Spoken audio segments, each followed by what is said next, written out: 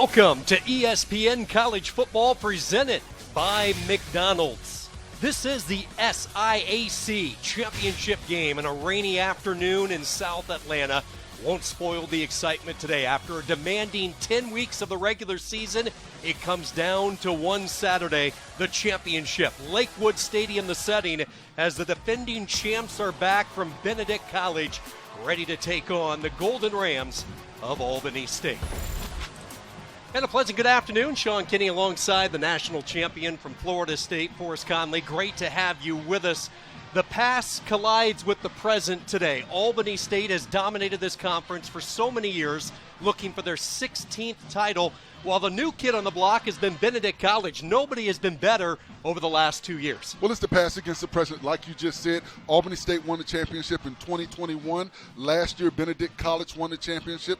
Now they're going to settle the score and see who's the best. Should be an interesting ball game this afternoon. We both know championships are won in the trenches. Both coaches are confident with their respective lines. Let's start with Albany State and their offensive front five. They know they must win first down today. Well, they've got to win at the point of attack. They've got to fire off the football. They've got to know their assignments. They've got to know their keys. They've got to stay on top, and it starts with Joshua Simon. He's the big key, the left guard. I love the way he plays the game. He plays with physicality, and he knows where to go, and he climbs up to those second-level defenders and covers them up. So it'll be interesting to see, can he get past those defenders in the front line for Benedict and get to the second-level defenders? Eye-popping numbers when you look at the Benedict defense. You can make the case they are the best defense in Division II. If different was a definition of a defense, it would be Benedict College. When you talk about this defense, 151 tackles for loss, 53 sacks, 23 forced fumbles, 20 interceptions.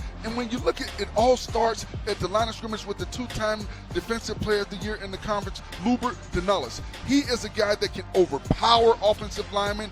He can fake them out with inside moves. He has the full package. They double team him, and you just can't stop him. And you see when he gets to a ball carrier, he brings them down with force. He has bad intentions when he makes plays, and he is going to be key. They have to slow him down. They have to stop him. They have to contain him if they're to win this football game on the line of scrimmage for Albany State. The numbers speak volumes for this defense for the Tigers. They are first in Division II in a number of categories. Points per game, they're only allowing 8 per contest. Create a lot of turnovers in this defense, wreaking havoc all season long. And that is the main orchestrator right there, Chinnis Berry, year number 3, the two-time SIAC Coach of the Year. Take a look at his record, 16-2. This is a program that has won 23 consecutive regular season games. You know, it's interesting when we talked to Coach Berry yesterday, he is extremely confident about his ball club, and he understands what it takes to be a championship ball club. And he talked about going undefeated 2 straight seasons and how difficult that was, but how his guys were able to maintain their focus and do what they needed to do to win those ball games.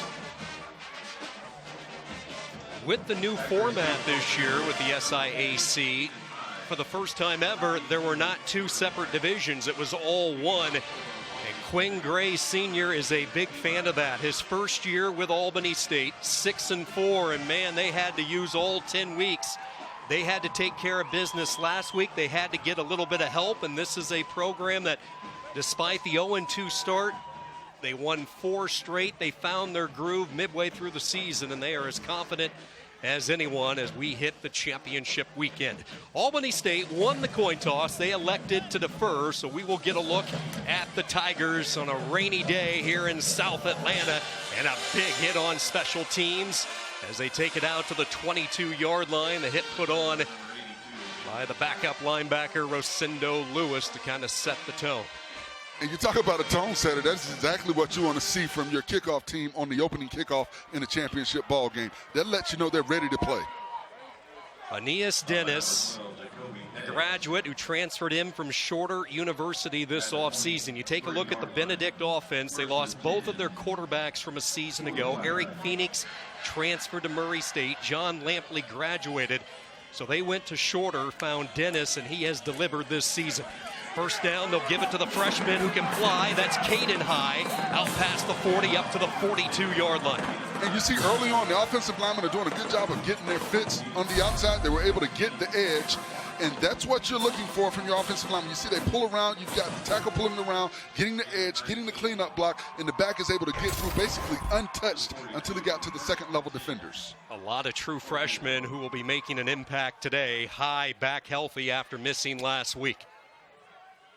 Good start for the Tigers on the far hash at the 42. That's Rashad McCain in.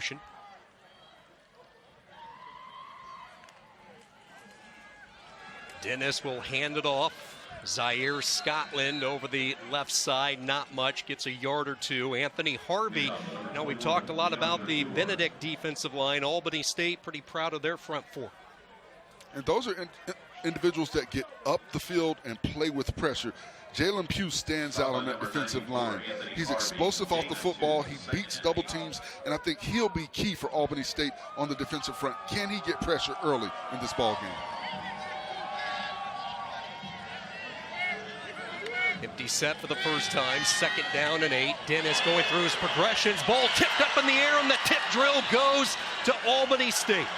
Intercepted on the deflection by Dayton Baker. If you watch what Baker did, he has his eyes on the quarterback, and he watches the quarterback's eyes. And when he sees where the quarterback is, he gets himself there. Actually, the quarterback threw it off of his own player. I thought the defender got a hand on it, but the quarterback threw the ball off of his own player. And one of the things that quarterbacks don't like to see is the front of their linemen's jerseys. And on that play, you saw the lineman kind of turn. So the defense did a good job of turning him and getting him in the quarterback's path to make that ball go off of his helmet. The Golden Rams in this defense knew they would have to create at least 2 or 3 takeaways, and they do it right out of the gate here on the opening drive. Deontay Banu, the quarterback, good starting position as the Golden Rams go to work. Nothing open downfield. Now Banu will let her fly. Deep downfield, receiver out there, but he overshot him, looking for Ralph Lovett. And a good job by the offensive line on that play to give Banu the time that he needed to look down the field. You saw Banu sprint to the outside. That's what you want to do with your quarterback against an aggressive defense. A lot of experience when you look at Banu. This season, 9 touchdowns, a 6th-year player for Albany State. He's had a tremendous career, a former SIAC Offensive Player of the Year, so tons of experience. He's been thrust pretty much in any situation over the time of his career in Albany, Georgia. 2nd down and 10. They will test the ground for the first time. Not much against this very rugged and tough front line from Benedict. And one of the things that stands out about this Benedict defensive line is they only rush 4 players. They don't do a lot of blitzing. So when we talked about those eye-popping numbers, that is from a 4-man front. Sometimes they'll walk up a 5th pass rusher, but they do not blitz like that. So that lets you know the effectiveness of those 4-down linemen. These are the situations that the Tigers love to put their opponents in, 3rd and long. And they're showing 6 on the line of scrimmage right now. So for the offensive lineman, the thing to do is for the center to identify the Mike linebacker. And once they identify that, then the offensive linemen know what their assignments are. Play clock down to 1. Dennis just did get the snack away, and nothing there. Boy, he had pressure right away from that Tiger front 5. And, man, they can get to you in a number of ways. And you watch the pressure coming from this defense. It's relentless. They are coming from everywhere. And then they did a good job of covering up the back. He wanted to go to Agenod Thomas, but he was covered up. And I thought that was a good job by Banu not to release the football and try and force it, because you could have given up an easy turnover. So good job by Benedict College after the turnover. They force a quick 3 and out. Bad snap on the punt. Gilbert Brown does a good job just to get the kick away. Line drive and special teams coverage downfield. So each team has had at once no score on a soggy early afternoon here in Atlanta. It's easy to get lost in investment research. Introducing JP Morgan Personal Advisor. Year 3, he arrived with Chennis Berry, and what a job he's done the last couple of years on that side of the football. Offensive possession number 2, as it is Scotland twisting his way up ahead for 3 yards.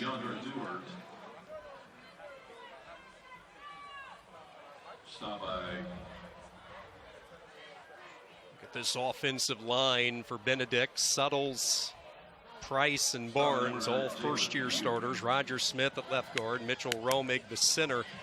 Those were the only 2 returnees from a season ago.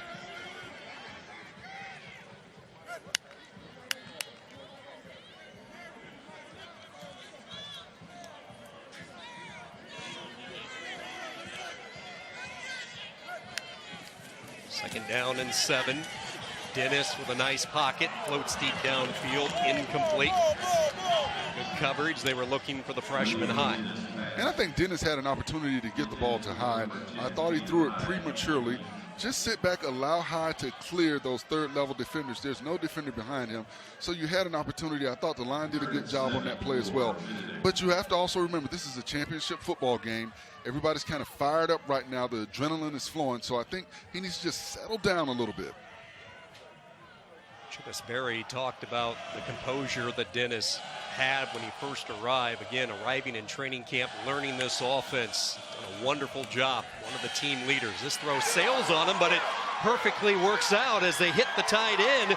That's Reginald Harden zigzagging up to the 41. Boy, off release, it looked like it was going to sail, but that's the advantage of a 6'5" target. And you see the defender tried to jump the route. If you're going to jump it, you've got to make that play. You cannot jump the route and not make the play, because now you give the receiver the opportunity to get down the field after he makes the reception. 27 yards, quick throw out. This is High with the catch, downfield block, and he pushes on to the plus side. Double-digit more yards on the pass completion to High. Cameron Watts, the push out. And a good job by Jalen Jones, number 18. He tried to get the block. He saw the defender, turned his back, and he took his hands off to avoid getting the blocking in the back. A little bit of tempo now for the Tigers. Andre Duhart, the running back. He flanks Dennis to the right. This is 1A and 1B when you look at Scotland and Duhart, 2 talented running backs. From the 48, the 4-man rush. Dennis eludes. He's going to take off for the first time, and he will.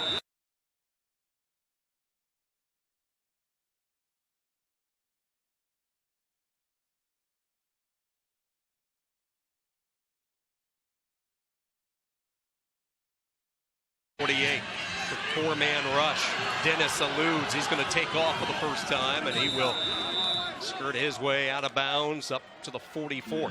And good pressure on the outside by Ronald Robinson. The offensive tackle did a poor job of keeping his shoulders square to the line of scrimmage. He opened that outside shoulder for fear that the speed rusher is going to get by him.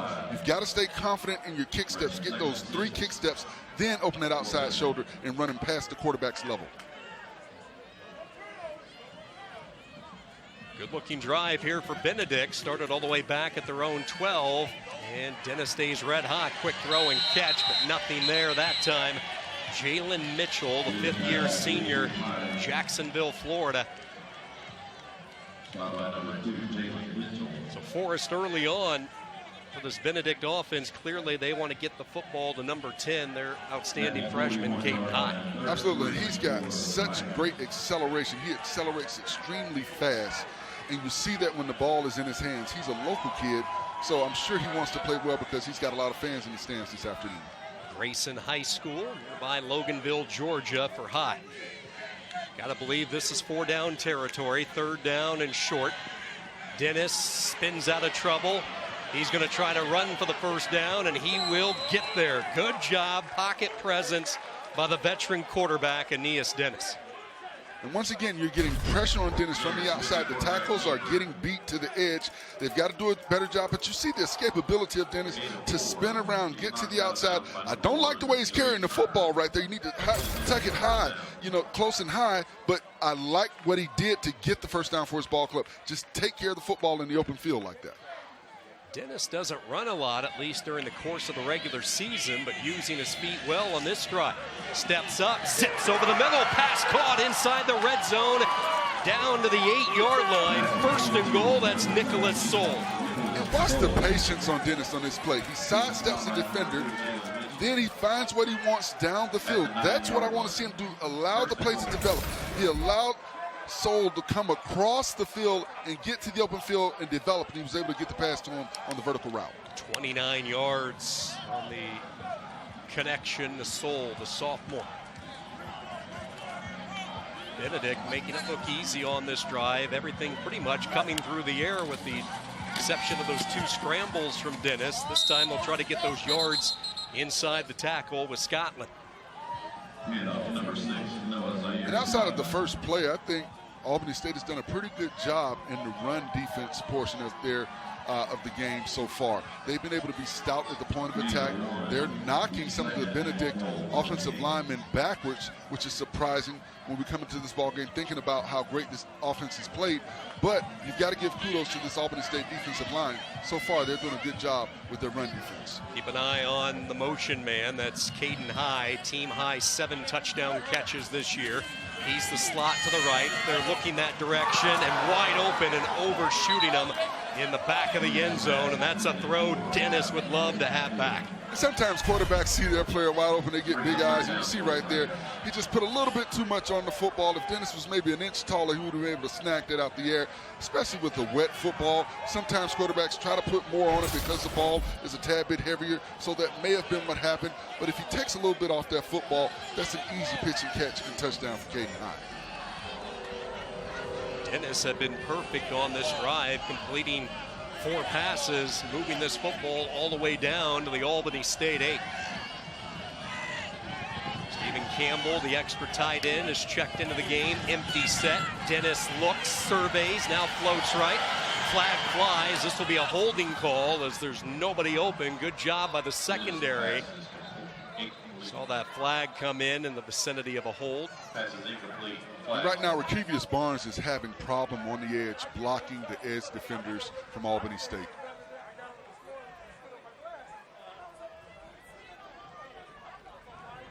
Our referee this afternoon is Ben Cole.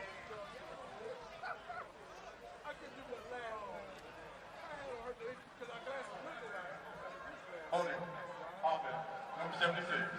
Penalty is declined. 4th down.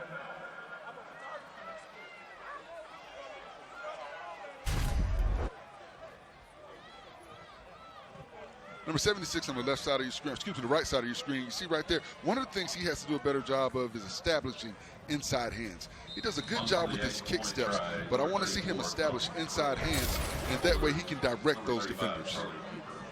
Tom Piccirillo has been reliable. A little more than a chip shot here from 25 yards, and he stays perfect from inside 30. Now 8 for 8 for Piccirillo on the season. A long drive for Benedict. They fire the opening salvo.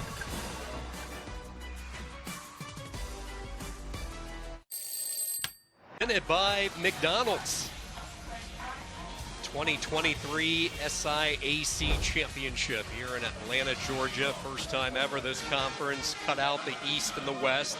Ironically, Benedict and Albany State, longtime members of the eastern side of the conference. With the new one conference alignment, they did not meet during the course of the regular season. So the first meeting between these two schools coming when the stakes are the highest here on Championship Saturday. 12 play, 80-yard down linemen. They don't bring a whole lot of blitz packages to the table. So when you're an offense preparing for that, you know, the thing that you come into ball game saying is, we've got to beat that 4-man front. We've got to make this defense bring more players in the box to open up what we want to do offensively. Dedrick Starks in on that last tackle. He is the team's top tackler from his linebacking position. Has to be fun to be a linebacker with this defensive line, eating up all those blocks at the point of attack. You have a lot of free flowing to the football. A little bit of a crevice opens up over the right side, up near the 35-yard line. Good surge that time by the Golden Ram front. And a good lead block by Michael Forsythe, number 15, the tight end. He was able to get up in the gap and cover up that middle linebacker to allow the back the space that he needed to get positive yards. Sets up a very manageable 3rd and 2. Old Janad Thomas, the running back, the sophomore out of Savannah.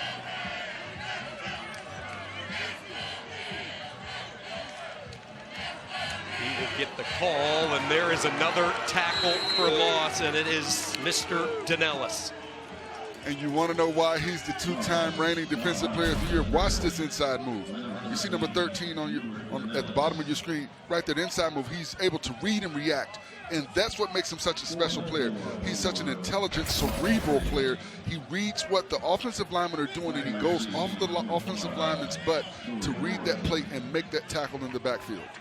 Heart and soul of this defense, a finalist for the Campbell Award, which is given annually to a player for all the combined academic, football, and leadership. One of 16 finalists, one of 2 HBCUs.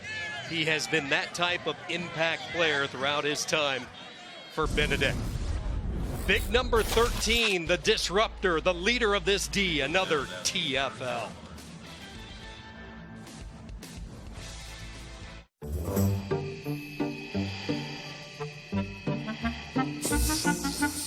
If you struggle and struggle and struggle with CPAP, you should check out Inspire. No mask. The area, the sky opened up last night, off and on showers here as we are into the early afternoon, the championship game of the SIAC. Benedict College off to a strong start, the field goal by Picarillo and a 3-0 lead.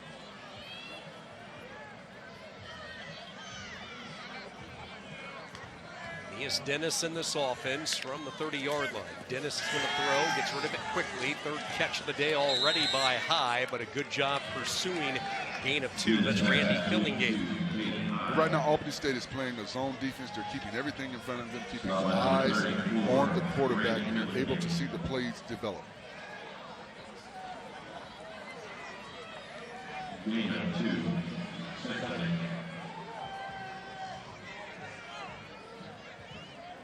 Moving first quarter, approaching 4 minutes. Low snap, dugout. This is Duhart. He cannot find any room. Nowhere to go. And again, it's these linebackers and these defensive ends. Eric Price, the physical presence, the junior from Leesburg, Georgia. What the ends are doing a good job of is they're maintaining the edge. They're not allowing those tackles to get to the outside shoulders, those tight ends to get to the outside shoulders. They're keeping that edge. And what that does is that spreads the play out, keeps the back going east and west, and allows for pursuit to get there. Benedict's been pretty good on third downs here in this opening quarter, 2 for 3. They run a stun up front, picked up nicely. Flag will fly late. Dennis trying to get there with his legs. He is cut down about a yard shy, but a flag down along the near side. And that's one of the advantages of playing his own defense. You have eyes on the quarterback, not allowing him to get up the field when he doesn't see what he likes. This might be defensive holding for us. We'll wait and see.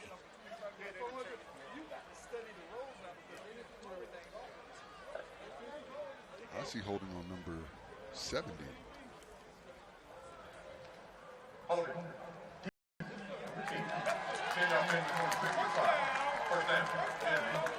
It's interesting because I thought there was also a holding on the left tackle on that play. Number 70 on the outside. Holding number 94, Anthony Harvey. May result on the penalty. Move ball to the 44-yard line. So the penalty will give Benedict the first down, first penalty of the day on Albany State. So new life for the Tigers at the 44. 2 receivers right. We'll hand it off. This is Duhart torpedoing his way in. It's Jalen Pugh. He was able to get a hand in there and trip him up.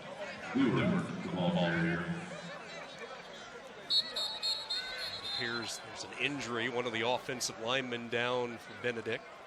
Good look at Jalen Pugh, who knifed his way through.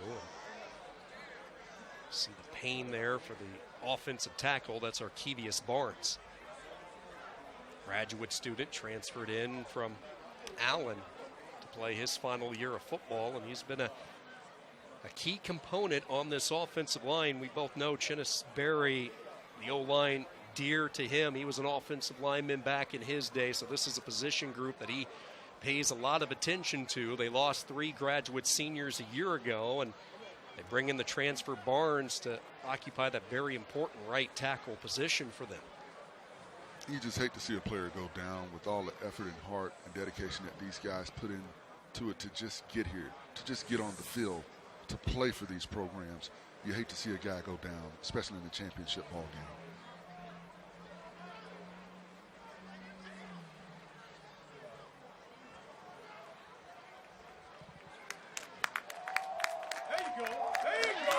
Oh, this is great to see. Barnes pops right up to his feet and sprints off the field. You got to love that. Hopefully we'll see him back in the ball game sooner than later.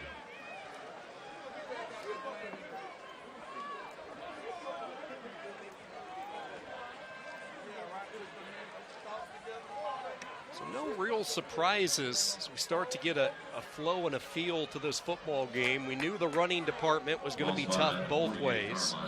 The only difference has been Dennis and his ability to throw the football, in particular to Caden High. He'll go to the air here, trying to set up the screen. The pass bobbled and nearly intercepted. Boy, it was right in the lap of DeAvery Weeks, and he could not reel it in. And I think what happened on that play, the offensive tackle did a good job of cutting the defender. But when you cut defenders, you've got to release the football quickly, because defenders are taught when they get cut that it's going to be a quick pass, so they jump back up. And you see on that play, he jumped back up and almost was able to squeeze that football. Great job by Weeks reacting to the cut block and getting up to knock that ball down. Weeks is playing with a heavy heart. Our thoughts and prayers to the Weeks family. He lost his grandmother earlier this week. Out there nearly making an impact play on this third down. Dennis, soft touch over the middle, caught but shy of the first down. Good open field tackle by Mitchell, and an early decision for Chinnis Berry and company. And on that play, you want the receiver to find the six and get beyond the sticks, because you never know when the defenders are going to be able to come and make that tackle. So you want to try and get beyond the sticks to help your quarterback out. Great job by the defense, not allowing him to plant that foot and get north and south to get the first down. 4th and a yard, and Benedict is going to play the field position game and utilize the top defense in Division II right now. Picarillo on the punt, but there is a timeout in the action. And you know, Sean, thinking about this play, you've got the top defense in Division II football. You know, we know what they're capable of doing. We've seen what they've done early in this ball game. I would think you go for it right here. I think go for it. You get the first down. Now you start to try and throw haymakers and knockout punches. You want to set the tone early. And I think, you know, you put your trust in the defense and say, hey, if we don't get the first down, I feel good about what we put out there defensively to stop them, because we've been doing a good job so far, and we've done a good job all season long. So I would like the idea of going for it. I get it. You want to play safe. You want to play analytics. But when you look at what this defense brings and presents, I would go for it if it were me. Benedict this year on 4th downs, they are 4 of 12. They really haven't been put in many 4th down situations. They have just had so many lopsided games throughout the course of the regular season.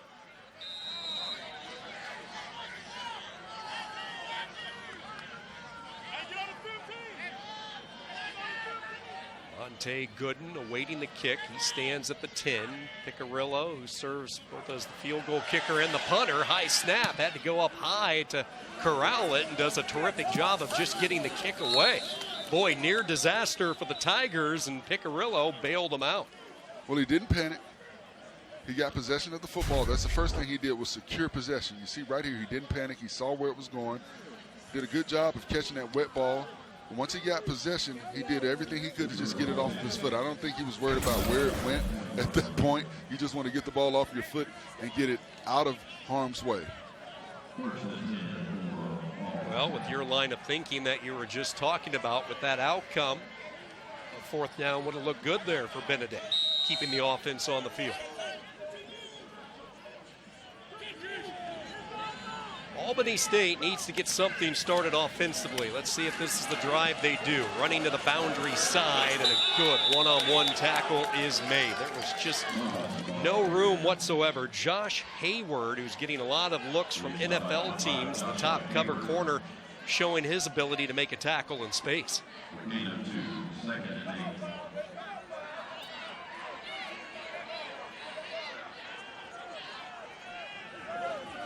Golden Ram offense here in this opening quarter that has been held to a net 10 yards.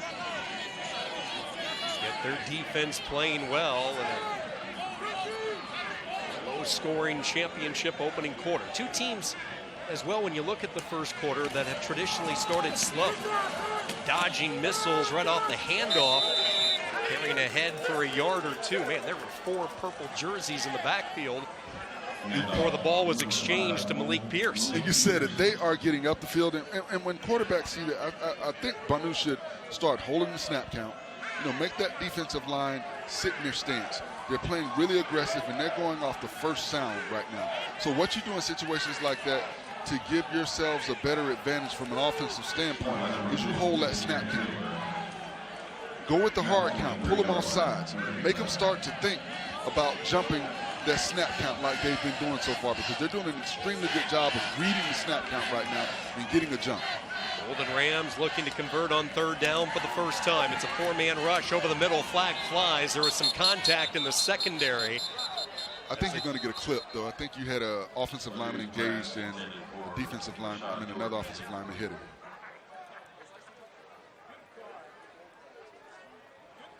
One of those offensive linemen engaged up high, and then that second lineman going down below. Yes, you cannot. The hips, it looked like, at the point of attack. That is for the safety of the player. Personal foul, shot block, offense, number 50, number 65, penalty is declined, 4th down. That's Brown and Brema, and you'll see offensive linemen try to figure out ways to slow down a tackle that's beating them, and this time the double team, you just can't do that while they're engaged. Absolutely not. And that's for the safety of the player, and I understand what he's trying to do, but you've got to wait till your teammate disengages. It's been a frustrating offensive quarter for Quinn Gray. Now there's some confusion on the Golden Rams. They're forced to burn their second timeout late here in the first quarter. They did not have enough players out on the field, so Gray obviously not happy with that, having to use these precious timeouts early in this first half. And do you take the 5-yard penalty at that point and save that timeout? That's the question that you have to ask, but then you also look where the ball is placed right now. You put the ball closer to your own goal line, and do you want to do that as well? Because now you're taking away from some of the space that the kicker has. Now, I think the kicker will still have enough space, but psychologically, that can have an effect on your punter when you start to move the ball back, especially in bad weather games like we have this afternoon.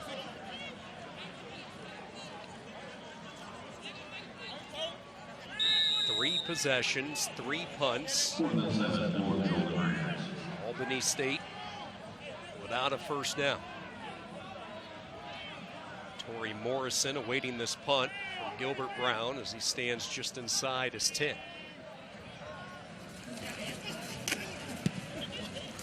Line drive, end over end kick, and this will take a terrific bounce for the Golden Rams. Will roll all the way down to the 20, so it might not have been pretty, but it was effective if you're Brown and the special teams unit. 57 yards on the punt. And one of the things I'm going to continue to look at and look for is the adjustments that are made by Benedict from their tackle position, because right now the tackles are not doing a good job on the outside. The defensive ends for Albany State have been able to get consistent pressure on the outside. There have been several opportunities for holding penalties to be called that I think officials will start to pick up on. I'm sure the Albany State coaches are saying that as well, to watch on the outside for the pass rushers, because they're not doing a good job so far of keeping their shoulders square, and they're allowing those ends to get to the edge. Dennis 6 of 11, 76 yards. He fakes the jet sweep on what might be the final play of this first quarter. Tackled on the play by Rosendo Lewis. By number 10. See if the Tigers are in any hurry to get one more playoff. Lined up as if they're going to try to get one more.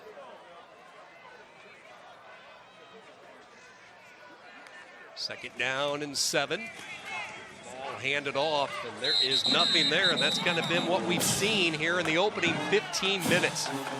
Two physical football teams, two teams with exceptional defenses, and it's the D that has shined through the dense cloud cover here in Atlanta. 1 quarter in the books. Benedict by 3.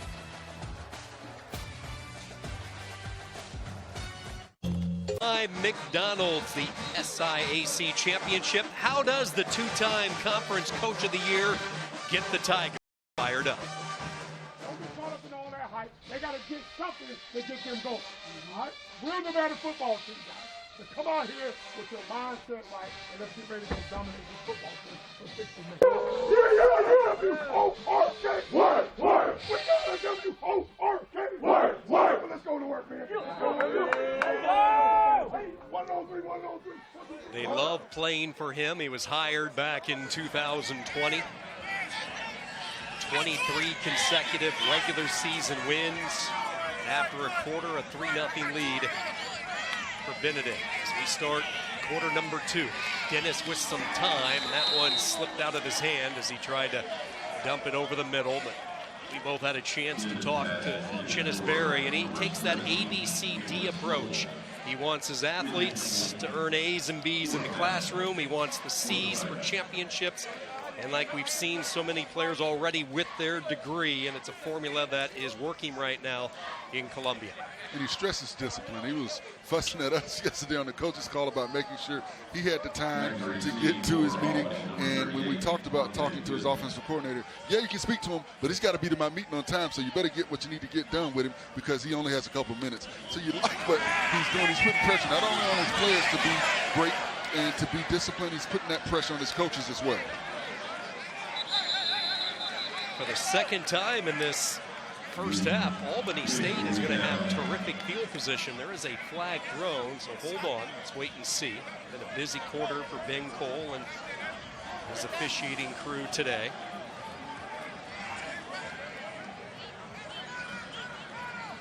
Boy,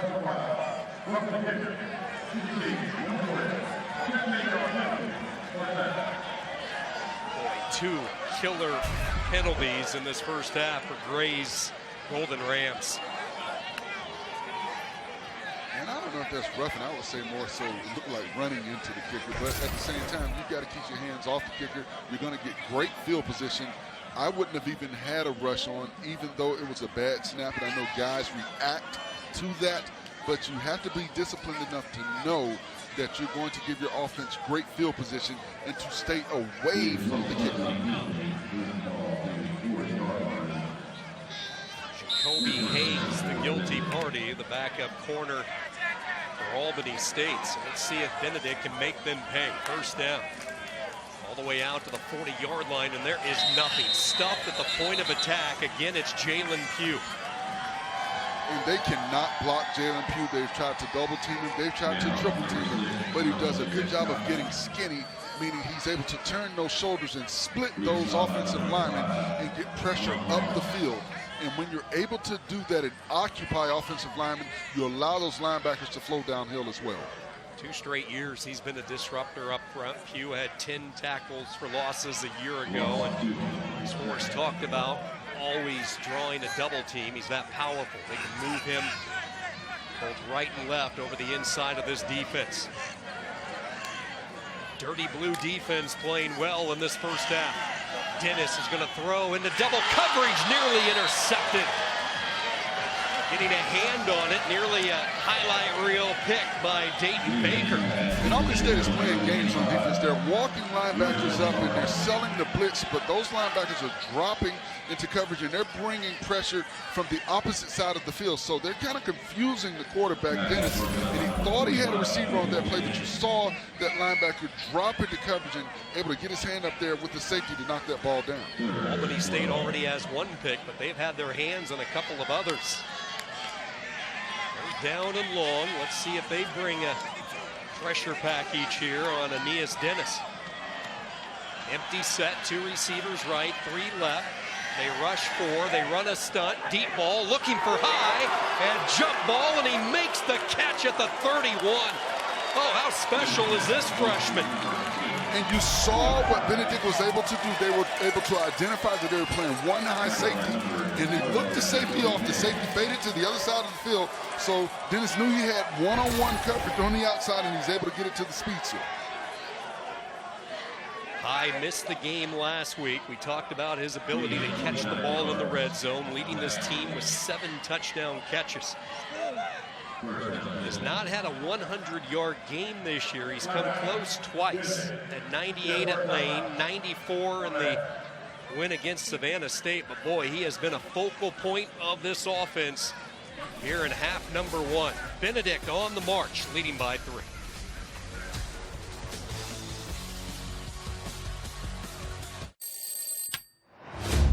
Let's go. Everything they've tasted until now was just practice for this. Oh my goodness gracious. Aided by a roughing the punter call that prolonged this drive. And just a few moments ago, the 29-yard completion to Caton High has the Tigers in business. Benedict taking that last time out from the Albany State 34. Near sideline throw, another catch. That's 6 catches for High in this first half. Kyle drives ahead for a yard or 2 extra. I tell you what, I love that about this kid. 5'10", 160, but he plays like he's 6'3", 240. He takes an inside step, and then he just puts his head down and drives forward. You got to love that from this young freshman. Powerhouse Grayson High School. He was part of a national championship team at Grayson during his junior year. Nowhere to go. That's Randy Fillingame able to blow up the play. A loss of 3, maybe 4. You saw what Fillingame did. He was able to find and crease. You see him reading the offensive lineman. Number 73, you've got to do a better job climbing to the second level. Roger Smith, he was there where he needed to be, but he's just watching the linebacker flash by him. You've got to get a body in front of a body, allow your back to be dynamic and cut off of you. You don't have to get a knockout block. Just get your body in front of the defender to allow your back to be dynamic. Cole Smith, big baby, the 2-year starter, wide open, it's High, touchdown, Benedict.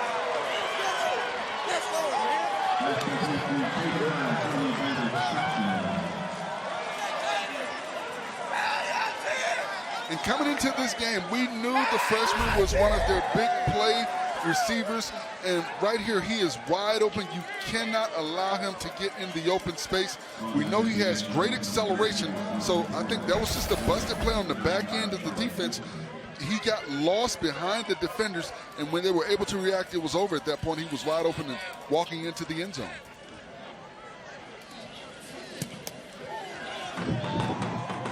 th touchdown pass this year for Aeneas Dennis.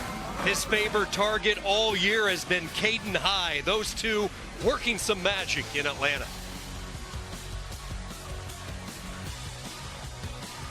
He had nothing but praise for the freshman Caton High, a young man who practices each and every day, just loves football, so cerebral in the sport, always wanting to learn more. And you talk about an impact in this first half. Touchdown reception, 6 catches, 89 yards. Well, you talked about it. He comes from Grayson High School, which is a powerhouse program. Robert Kimdichi is one of the talents that came out of that program, one of the many talents. So when these guys come out of that program, they come out ready to play and ready to produce. And you see what he's been able to do early in his college football career. Let's go back to the touchdown pass. How does this secondary keep losing High?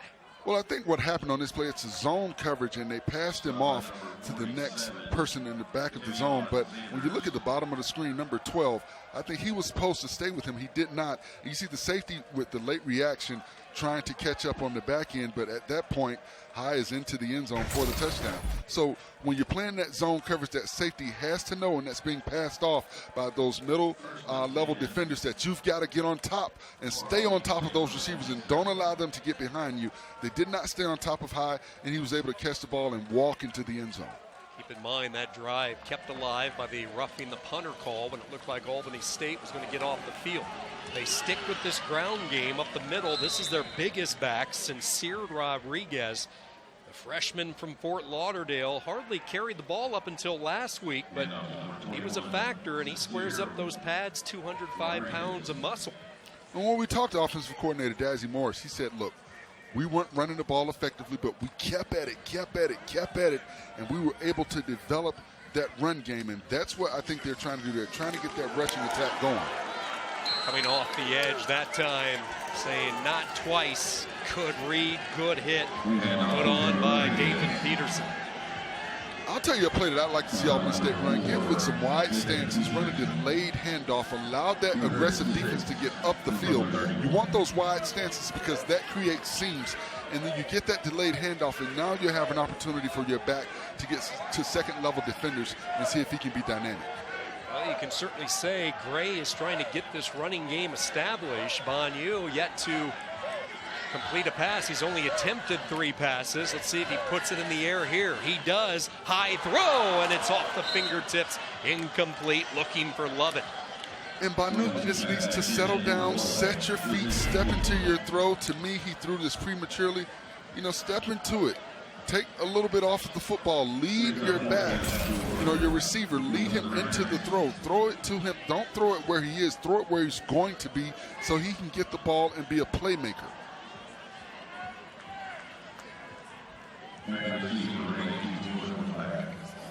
Jordan Black awaiting the kick, back at his 34th punt of the afternoon for Brown.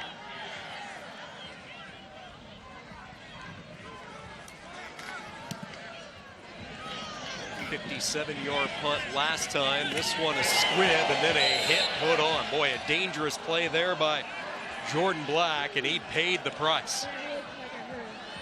Special teams, this is a big day. Both these teams want that conference championship. Albany State with some work to do, trailing by 10.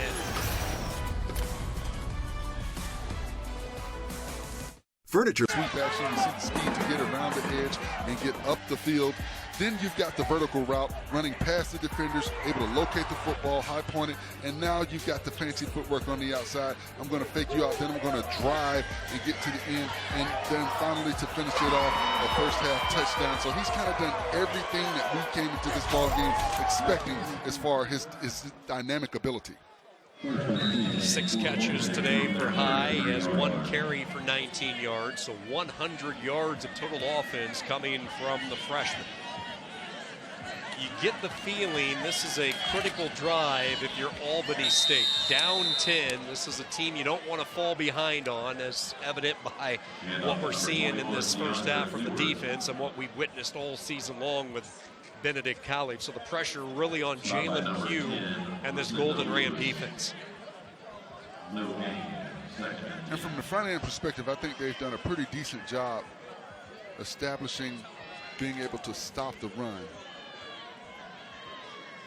They've got to cover up Caden High. You cannot allow him to be a playmaker as he's been early in this ball game. I will have safety help over the top wherever High is. High comes in motion, 2nd down. They're going to run an option look out of this. Dennis torpedoes his way up to the 37-yard line. Fillingham has played well. Another tackle for the 5th-year senior. And a great business decision by Dennis because Jalen Mitchell had a bead on him, and I don't know if he would be able to get up if Jalen Mitchell would have been able to put contact, you know, pad to pad on that play, the way he came submarining down on that play defensively.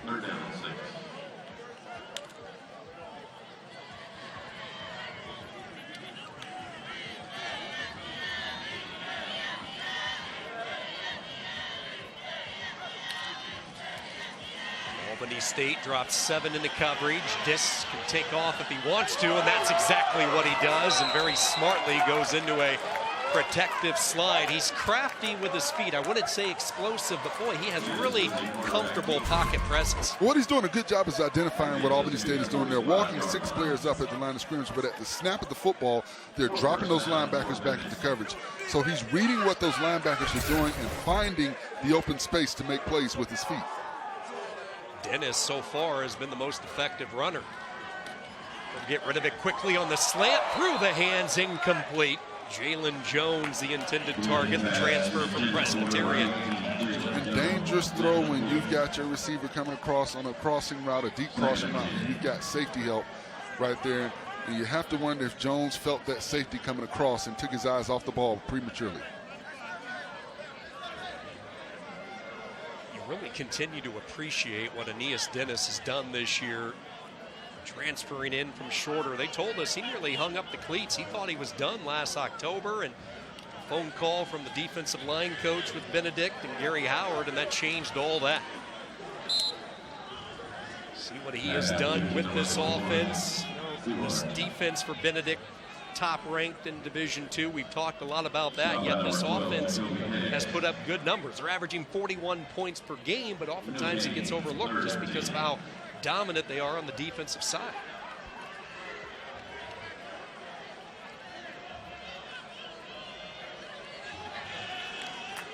They're down in 10 as we hit 8 minutes to go in this second quarter.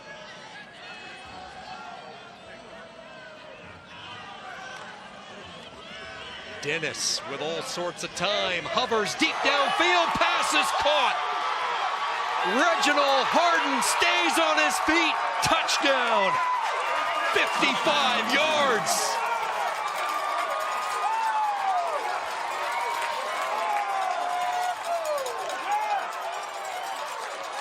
And you see the Florida State transfer, Reginald Harden, 6'5". He's able to use that length on that play. I love what Dennis did. He put the ball up in the air. He allowed Harden to make a play on it. And then yards after the catch, being able to break the tackle, spin, and get away from the defender. I love the way he's able to concentrate, and he was not going to be denied getting to the end zone for the touchdown. Harden using his size, 6'5", 210 pounds. Started his career in Tallahassee at Florida State. Was actually on the defensive side of the football. Switched to wide receiver. Impact play for Benedict.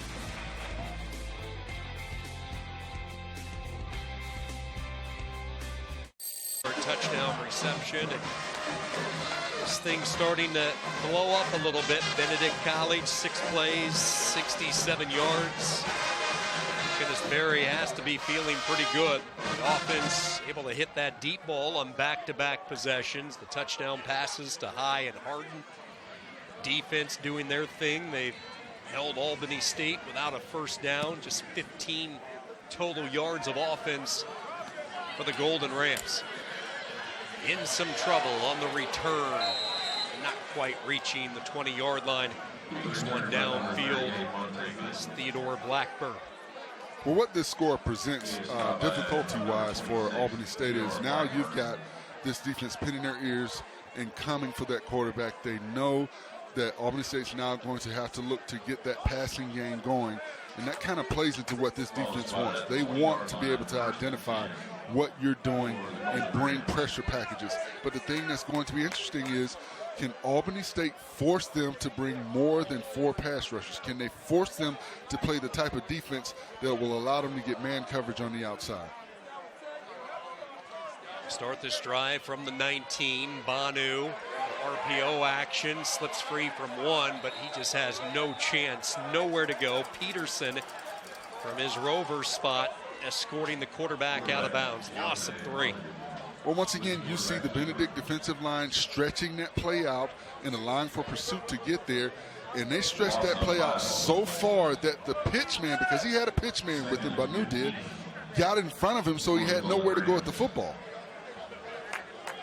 Some new bodies in there up front. They'll rotate 8 or 9 guys. Talking about the Tigers, Charlie Moorhead.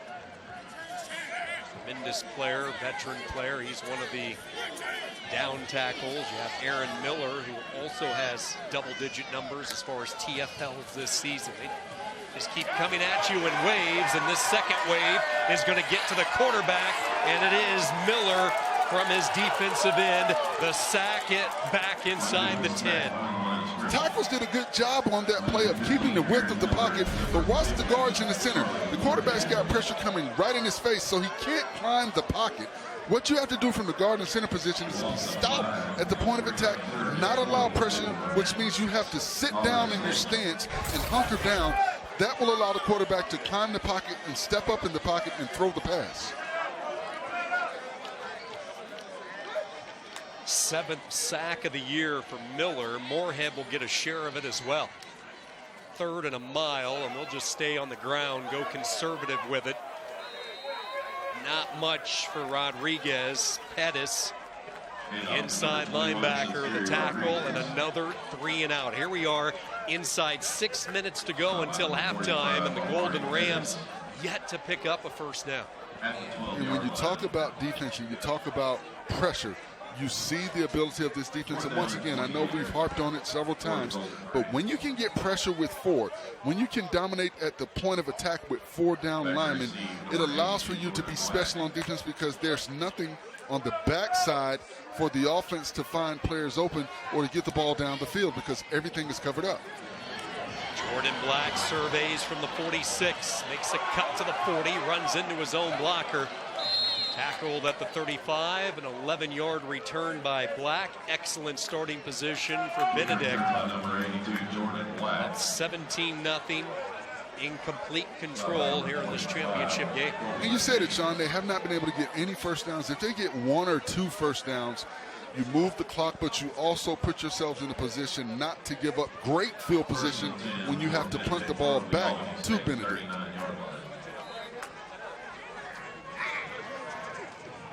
This has been the part of the field where Dennis has taken a shot deep. Let's see if they do it here on first down. 12 personnel, the 2 tight ends, McCain and Campbell, switch off to that left side. Dennis wanted to go deep, floats it deep, near side, too tall, looking for Campbell. Dennis pass intended for number 84, Stephen Campbell. Second and 10. Yards per completion for Dennis. 11 of 20, 197 yards. The deep ball has been there. And because of what Caden Hyde's been able to do early in this ball game, now you've got safeties watching him. So you're going to get other opportunities for your receivers on the outside because of what he demands as far as coverage and keeping eyes on him because of his big playability.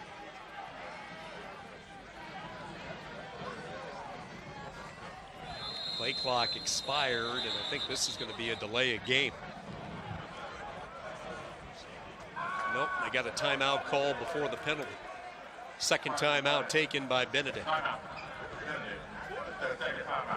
So Forrest, we talked throughout the course of the week. We both watched a lot of film with this Tiger defense, but you see them real and in live time, and man alive, they're as good as advertised. Well, they do an excellent job of slanting and making it difficult for offensive linemen. And when you game plan against a defensive line like this, the things that you have to work on from the offensive line perspective is drop stepping and power stepping, meaning when you drop step and you read that inside move, you've got to be able to power step, but you've got to be able to try and get outside leverage, because if you don't, that's when you get these linemen with holding penalties or you get extreme pressure early on the quarterback position. So the offensive linemen have to do a good job of sitting down in their stances, taking power steps, opening up that outside foot, and making sure they're getting the leverage that's needed to get movement at the point of attack.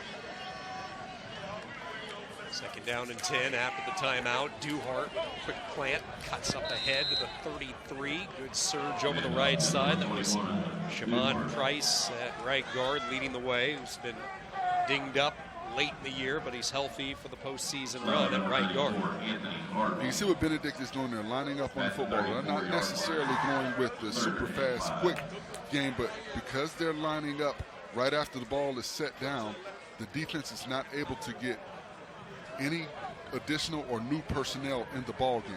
So they are able to dictate what the defense is able to do with the personnel that they have in the game. Third down certainly has been one of the storylines. 6 of 9 today. Dennis nowhere to throw, and they get him. I don't think it's going to go down as a sack. Pugh caught him around the waist. Dennis picks up a yard. Good job by the secondary, and then eventually Pugh able to break his way through. And I like what Dennis did. He had time. He surveyed the field. He did not see anything that he liked. So he tucked the ball and tried to get as many yards as possible. He didn't try to force it. So I like what he did on that play. He looked around, went through progressions, and didn't see what he liked. And sometimes when the play is not there as it is drawn up, coaches tell you to either throw it away, get as many yards as possible, and get down. But don't try to force it. If you're Albany State, you need something positive. This becomes a must stop on 4th down. Try to change the curve of momentum a little bit. Threading the needle downfield, and it's knocked away. And the Golden Ram defense comes up with the stop. Baker getting his hand on it at the last second. And I thought if he would have put a little bit of air under the football and allowed the receiver to run under the ball, maybe thrown the ball to the pylon, that would have been an easy pitch and catch.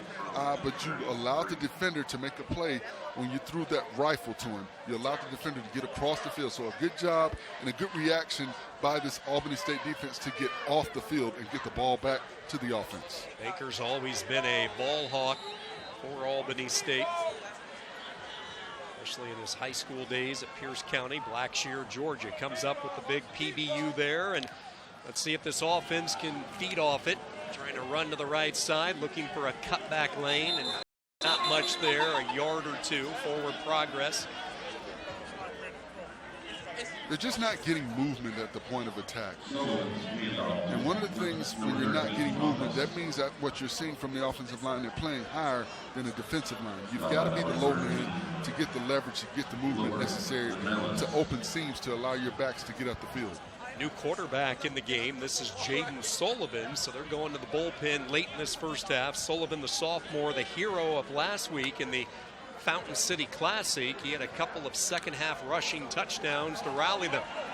Trying to provide a spark off the bench. Nowhere to throw it. He is tossed out of bounds. Good job by Dedrick Starks. And Sullivan had immediate pressure from the backside tackle. The left tackle allowed pressure immediately on Sullivan, so he had to react. You see the tight end as well over there. That was actually the tight end and the back. So you've got two offensive players allowing pressure on the quarterback. When you have that many blockers, have max protection, quarterbacks usually feel comfortable and think they're going to have a lot more time. He did not have time to allow the play to develop. Sullivan, the sophomore. Last week only attempted one pass, but he had the two rushing touchdowns. Here he throws, and falling down, there was some contact. That was Jordan, and here comes the flag. Let's see if this gets Albany State their first down of the half with 2:18 to play.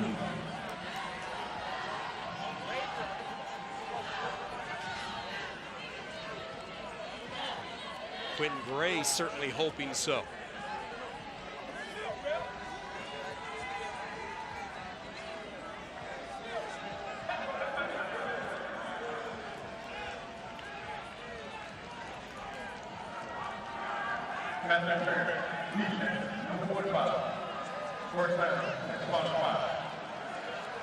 It almost looks like he more so slipped than a defender. You know, you see at the top right of your screen, it looks more so like he slipped as opposed to the defender pulling him down. But I know Albany State will take it right now. Absolutely. There's been a first down that felt as good as that last one did if you're a Golden Ram. Absolutely, take it any way that we can right now. They just need something positive to happen. Sullivan redirecting his receivers. That's Jordan, the slot. Bottom of the screen, three receivers set.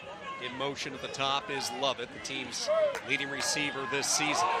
Sullivan floats right, throws on the run, incomplete, trying to hit it to Dorsey, but again, he heard the footsteps, pressure on the play by Kilpatrick. Melidor with the coverage. And once again, your quarterback has no time. When he's getting the snap, he has to react because there's immediate pressure.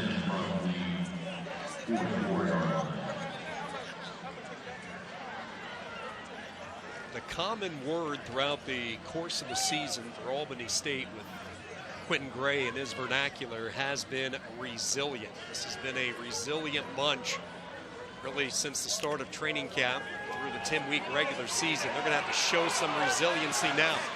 Good job by Sullivan, escapes the pocket, stop and go move, and this is where he's dangerous. He'll scramble his way for a first down. And I like the way Sullivan has his eyes down at the field the entire time he's scrambling. He's looking for somewhere to go with the football. Good job by the line not to get a holding penalty, but you see Sullivan looking, and when he notices and sees that he doesn't have anywhere to go with the ball, he tucks it and gets as many yards as possible.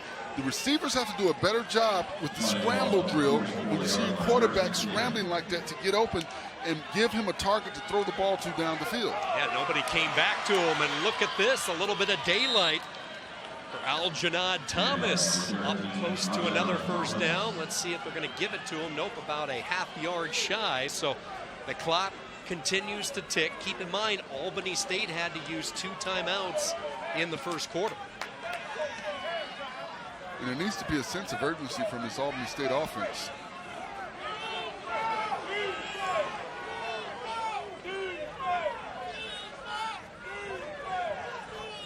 Xavier Herndon, the wingback left. Sullivan looks left, now takes a shot down the center into double coverage, and it's deflected away. Kilpatrick in the neighborhood, the transfer from Ellsworth Community College back in Iowa. And that was not a good decision by Sullivan on that play. You had coverage on top and underneath of that receiver. They had him bracketed. And I thought he did a poor job of making that decision to let go of that football. He's lucky they did not intercept that.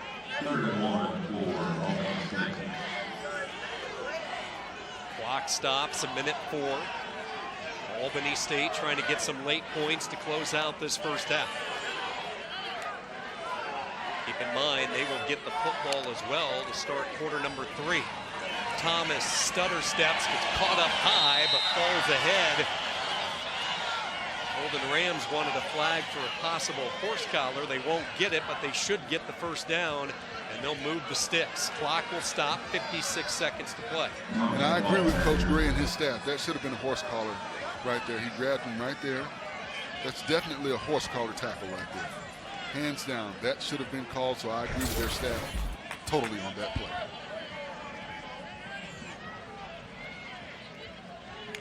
Back-to-back first downs. Kilpatrick comes on a blitz, picked up nicely by the running back, so that opens up the middle. Sullivan trying to get to the edge, and he gets out of bounds to stop the clock. 18 yards. Great job by the running back picking up Kilpatrick on the edge blitz. And a great job by the offensive line. You see the tackles keep the width of the pocket, which allowed him to get up the field. And watch the guards in the center. You see they keep the depth of the pocket right there. Good job covering everybody up, and he's able to step up and run the football, which he does extremely effective from the quarterback position. For the second straight week, Jaden Sullivan providing a spark. The Golden Ram offense inside the red zone for the first time. He'll follow a Thomas block, dive up to the 15, and now let's see if the Golden Rams will use their third and final timeout, and Quinn Gray will. Now, what's interesting about this timeout, they're going to have 35 seconds on the clock. Second down. I think you have to throw the ball to the end zone, because if you run the ball and you don't get a first down and or a touchdown, the clock will not stop. And you have to be concerned about that, because you want to get points on the board before the half. You cannot allow the most successful drive that you've had, the first drives you've actually gotten a first down, to go to waste. So you've got to get points on the board. You've got to have a positive outcome and have some type of momentum going into the halftime. Year number 1 for Quinn Gray. Talked about some of the events that happened right after he took the job that really provided some challenges. There were some heat issues this summer in camp. They had a couple of serious medical issues.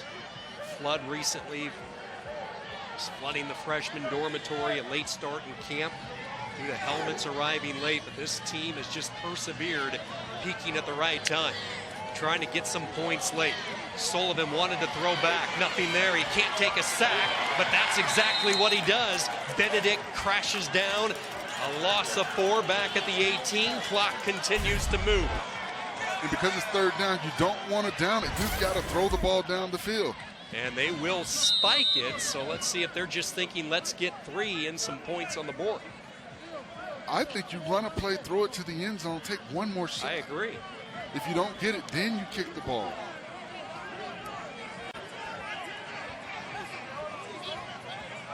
Quentin Gray started to send the field goal unit out. Eli Mashburn started to come out on the field. He put on the brakes, and now Gray is going to send him back out. So he was saying 3 initially, then he sent the kicker back, but he says, okay, let's get some points late. And I wondered, did Sullivan realize that third down? That's one of the things, too. You've got a new quarterback coming into the ball game. Sullivan hadn't played a whole lot. We know that he was a hero last week, but he hadn't had a whole lot of action. You have to wonder, was he? Did he have the knowledge that it was third down on that play when he clocked it? Both these kickers have been really good this season. Eli Mashburn connects from 35 yards, and it all started with the fourth down stop by the Albany State defense. Quinn Gray goes to the bench. Jaden Sullivan, even though the combination of Sullivan and Bonu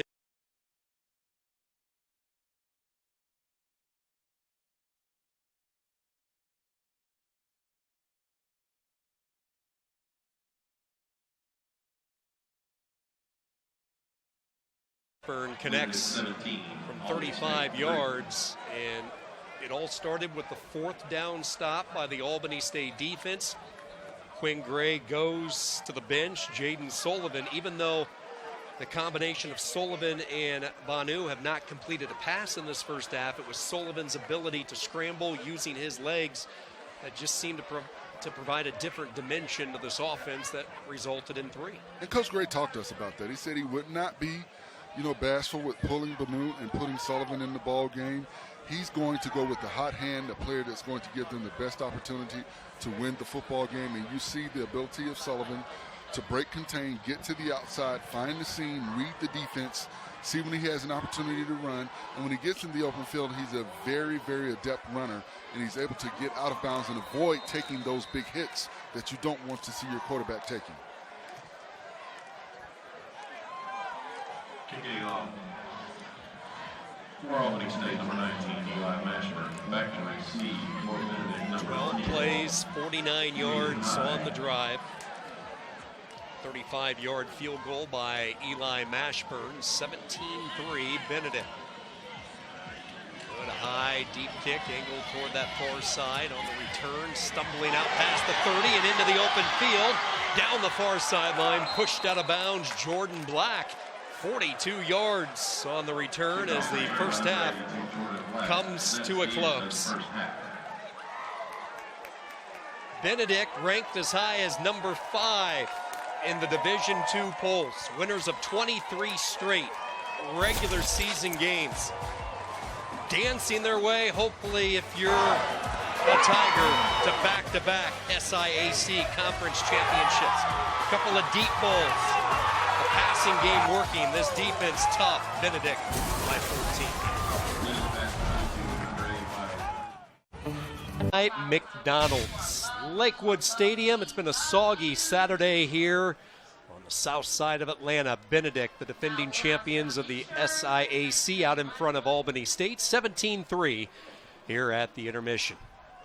Sean Kinney alongside Forrest Conley. Forrest, we knew this Benedict defense was one of the best in Division II, not just this conference, and they lived up to that billing, completely dominating the first half. Well, for Albany State, they did not get a first down until that last drive. They were able to get up the field. They pressured the quarterback. They have not allowed for any running lanes for the running backs. They've done everything that we thought they would have the capability to do early in this ball game, and they have been dominant. And we said they were different. And you see the difference in that defense in the way that they're able to dominate in all aspects of defensive football. And the Tiger offense was certainly able to get involved, especially with their aerial passing attack, and in particular, one true freshman who stood out. He was seeing a lot of targets in the first quarter. Well, Caden High has been the big play receiver. You see here, he's got the jet sweep action. You see the ability to get up the field north and south. And then you see him able to get the vertical passing game going with his ability to get up the field. And then right here, the great footwork and then the power. He's not a big guy, 160, but he's able to power. And then he beats the zone coverage to get to the end zone for the touchdown. So he's done everything that you've asked. And then Reginald Harden with that size, he's able to get behind one safety and then fend off the other safety and get to the end zone. He was not going to be denied. So you see the big playability from the 6'5" Florida State transfer for Benedict College. That was the longest play from the line of scrimmage, the 55-yard touchdown to Harden. The statistics obviously favoring Benedict out of Columbia, South Carolina. 11 first downs. Keep in mind, as Forrest alluded, Albany State did not pick up their first down until their final drive. That's when they strung 4 first downs together. a little bit of support from their backup quarterback, Jaden Sullivan. He provided a spark. We'll see who they go with to start this second half. Time of possession favoring the Tigers, yards per play. Just like it has been all year, the opposing offense facing this Benedict defense, they just cannot get anything started. And I think Caden High needs to be the focal point for the Albany State defense in the second half. They have to make sure they contain Caden. They have to make sure they don't allow him to get on top of the defensive backs because of that speed. And the thing that separates him from a lot of receivers is his ability to accelerate. When you watch him in the open field, he accelerates extremely quickly, and he's able to get to top end speed. And I think that is what has hurt this defense early in the ball game when they've tried to cover him on the outside.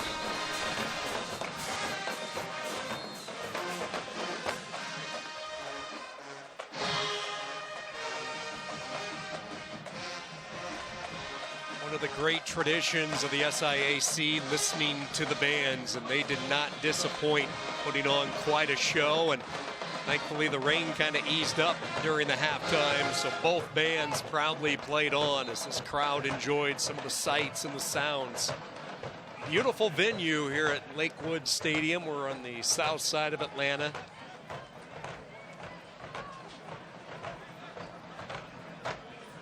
Albany State will receive the kick in the second half. Albany State to get the football first to begin quarter number 3, and it'll be interesting who Quinn Gray turns to. Will it be Banu, or will he stick with the hot hand to close out the second quarter, Jaden Sullivan?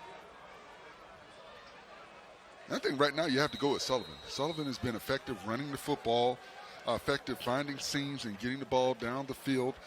They've got to establish some type of passing game, though. 0 passing yards in the first half. That's not going to cut it. They've got to establish a passing game. It doesn't have to be anything extensive, but you've got to be able to keep that defense honest, passing the football. Oh, Rashad Jordan, just as he planted his foot, went down, and this is disaster for the Golden Rams. Oh, my. Again, we've had off and on showers, so slippery in parts, and the footing just gave out for Jordan, so they are going to have it. Let's see where they officially mark it. It's going to be right around the 1-yard line. Oh, boy. Tough break to start this third quarter. And you know, Jordan wants to make a big play for his ball club coming out in the second half after getting points on the board before halftime. But sometimes you just need to let the ball go, call fair catch, get the ball out on the 25-yard line, and give your team decent field position. It is Jaden Sullivan who gets the nod. Sullivan able to extend plays on the one scoring drive, the one series that he saw. 50-50 ball, jump ball, near side, broken up. They were looking for Dorsey.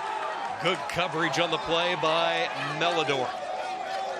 And Melidor did a good job of not panicking. You saw the sideline screaming, ball, ball, ball. He was able to turn around and locate the ball and play defense. Often when you see defensive backs like that in one-on-one coverage on the outside and the ball is in the air, they kind of panic and go through the receiver. But he did a good job of not panicking. So they take a shot downfield. Now they will go to the ground, and there is nothing there. That hole just caved in. Back to the original line of scrimmage for Aljanad Thomas. Danellis the tackle.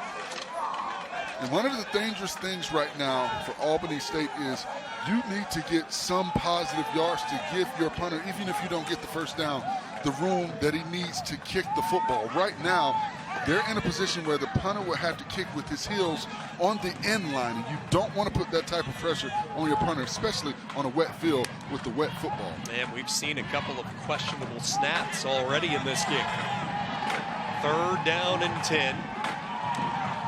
They'll keep max protection. They'll take another shot, popped as he threw it. That's a loose football. No whistle, no signal. Let's wait and see. Touchdown, Tigers. The hit, and then the pickup in the end zone for the touchdown. Danellis, the recovery.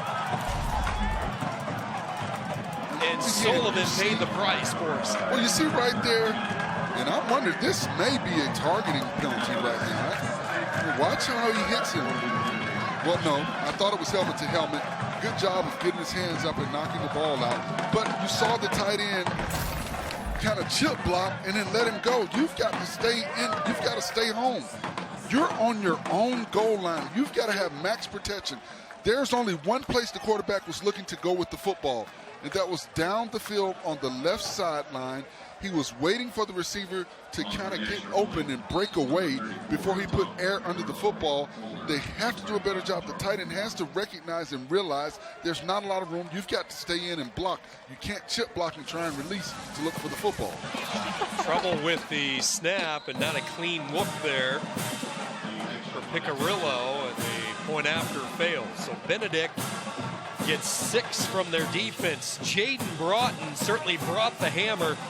These two defensive ends, man, I'd like to find a pair that can match these two in all of the Division II landscape.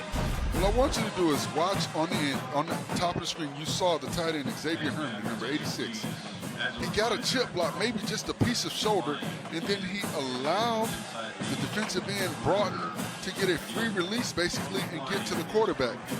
And if you notice on that play, Sullivan's not expecting any pressure because they've got max protection. So when you've got max protection, you don't go out on a route. You stay inside and you block. There's only one receiver usually, or maybe 2 at times, when you're running max protection. You know where you want to go with the football.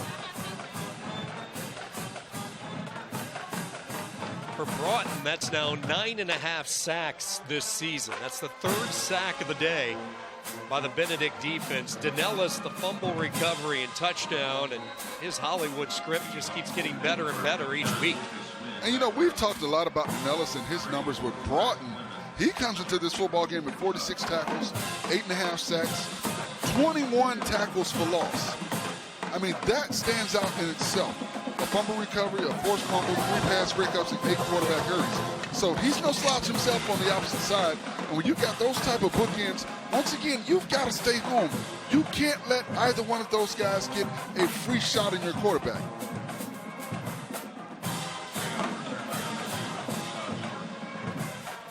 You know his eyes had to light up when the tight end released and let him go. I know he's probably thinking, okay, I know he didn't just do this.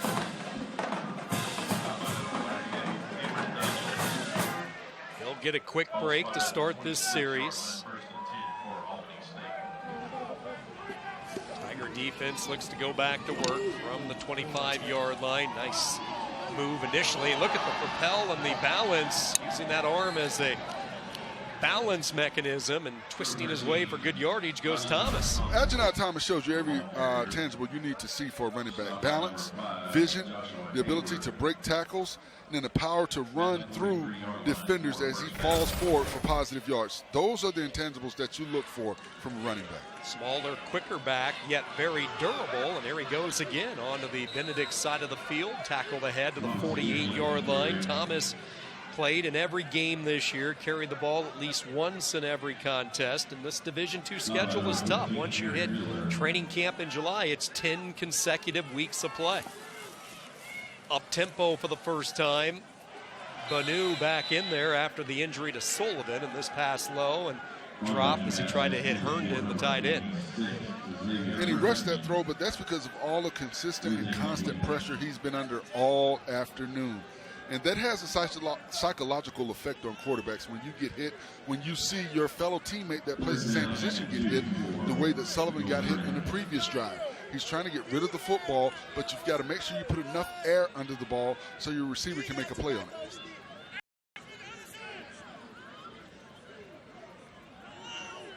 Albany State offense this year averaging over 200 yards per game through the air. They have yet to pick up a single passing yard today, and they won't get it here. Another sack. That is John Hannibal this time. And I'll tell you what, the thing that Hannibal does an excellent job of is shedding offensive linemen. You see right there, he's able to shed that lineman. Once he reads what's going on, he sheds the lineman and climbs up to the quarterback. Watch, he engages, sheds, now I'm going to get the quarterback. That is an excellent job, and you see that on film when you watch Hannibal. Hannibal, a 2-year player. He was banged up late in the season. In fact, missed last week's game with Allen. Played for head coach Sean Gilly in the program at W.J. Keenan High School. Do you see they knew her? Part of the depth up front. Brown with the punt, bounces inside the 10. Dangerous play. We've seen these return men live dangerously today. Still on his feet. Jordan Black making his way out to the 21-yard line. A lot of east-west movement from the punt return man. Black, Benedict in control.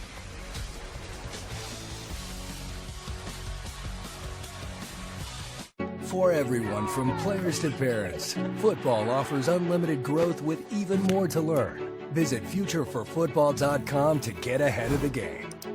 Find out where to play, what equipment to use, and get the latest from leagues around the country, including pro. His first year at Albany State. Gabe Giardina, longtime coach, took the job this offseason, become the head coach at Charleston Southern. They turned to Quinn Gray, and we talked about some of the issues in the transition. They had a late start in camp. The helmets were arriving 4 or 5 days late, so he had some key injuries, some player personnel issues, but everything's sorted out. He's brought a new offense to Albany, Georgia, and a lot of coaching and playing experience that these players can learn from. Well, there's a lot of expectation for this program. This is a championship caliber program. They've always done extremely well in competing and winning SIAC championships. You see that last collision, that's Amon Ross, who is down for Albany State, the transfer from Florida Atlantic. We'll be back with more from Atlanta after this. JP Morgan Wealth Management knows it's easy to get lost in investment research. 2 thumbs up, yes. Amon Ross able to jog off the field on his own power. Ross, the transfer from Florida Atlantic, had 4 really good years in Boca Raton, closing out his collegiate career with Albany State. 2nd down and 12, and for the first time it is Israel Rhodes getting the carry. A lot of depth with these running backs. We haven't seen a lot of them today. It was Scotland, Duhart, Jalen Taylor, but Rhodes is a younger back, a sophomore from Greer High School. You like the versatility that they have at the running back position. It keeps the defense on their heels. They have to prepare for different running styles when you've got that many backs that are effective when they have the ball in their hands. 3rd down, a long 2. Jones comes in motion. Quarterback power all the way over that right side, skipping through a hole and into the secondary. A foot race down the side. Dennis with a stiff arm, still on his feet to the 5. Touchdown!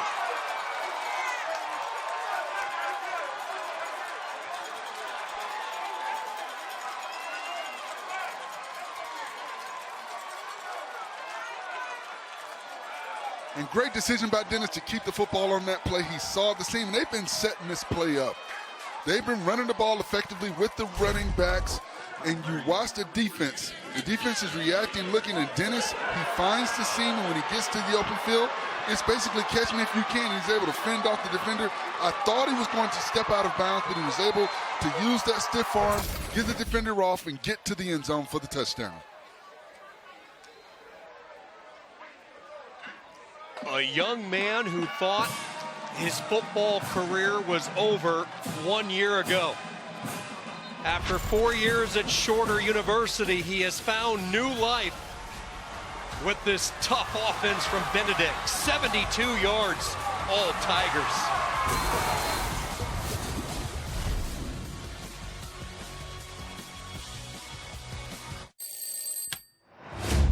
Let's go. Everything they've tasted until now was just practice for this. Oh my goodness gracious. These are the 2 sauces. Sweet and spicy jam. And the mambo. Look how that thing drizzle on there. The way it's glistening, stop. Oh my. Sweet by McDonald's, and the band's played on here in Atlanta. First up, Albany State, the Golden Rams marching show band. They put on a show, not to be outdone. Benedict rolled in with their performance to the delight of thousands here at Lakewood Stadium, the Benedict College Marching Tiger Band of distinction. And right now, Benedict is extremely happy. Things are going their way defensively, offensively. They've had big plays downfield, whether it be throwing the ball, running the ball. They have done everything that you could possibly do successfully in a championship football game, and we're still early in the third quarter. Last year was a year of firsts for the Tigers. They flipped the script completely. They were 5-5 in 2021, but last year, first time going undefeated in the regular season. First time they cracked the top 10 in the Division II national polls. As getting to the outside, Rashad Jordan, solid return up near the 39-yard line. First time a year ago that they qualified for the playoffs. The 11 wins a season ago, most in school history. And the first playoff game that this program had been a part of, and they show no signs of slowing down. Flag on the return by Jordan. There's no foul on the play. First down. Spurs done a nice job this afternoon. They're going to pick up the flag, so return stands for Jordan. Good starting position for Quinn Gray in this offense. Down 30-3 here in the early stages of this third quarter. And for us, it's ironic the last team not named Benedict to win this conference was Albany State a couple of years ago in 21. And the one thing I want to say about Coach Gray and his staff, they've done a really good job with this program, getting them to the championship game. They've persevered through some things internally and externally. So I want to give credit to this program for doing what they've done to get here and be here performing this afternoon. Thomas jumps into the pile for two. Pettis, the tackle, shaking his hand, the junior, Thomas County, Georgia.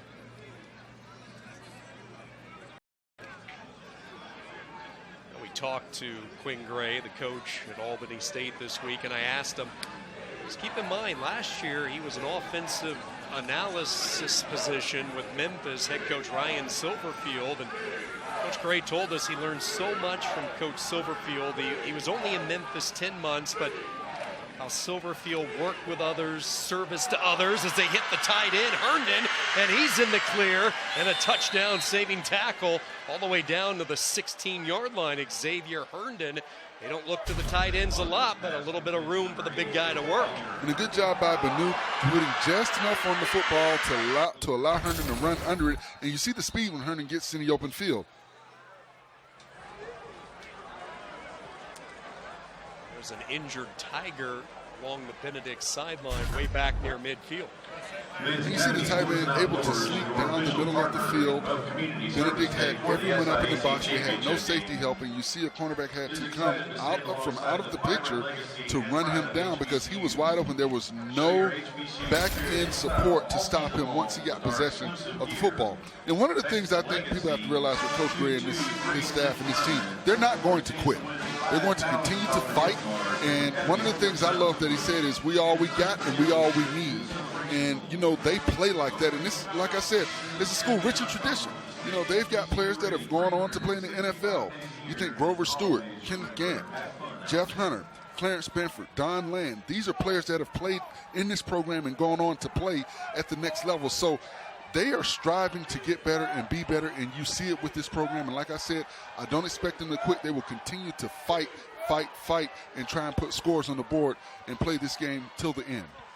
On the read option, you see how elusive Thomas can be. He's one of those guys that's just very tough to get a hold of. And up to number 13, Thomas.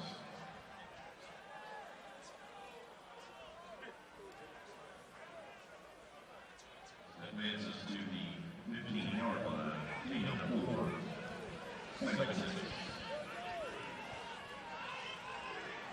Second down and 6. The ball at the 15-yard line. Nice answering drive here for Albany State, who hasn't had much go their way in this third quarter. Play clock winding down to 4, down to 3. And Banu just gets the snap away, feels the heat, he's going to run. Banu to the 10, splits the two defenders, takes it down to the 5-yard line. Good job by Banu. Swan and Kilpatrick in on the stop. You see Albany State not huddling. They're going to try to go a little bit quicker on this tempo. 1st and goal for the Golden Rams.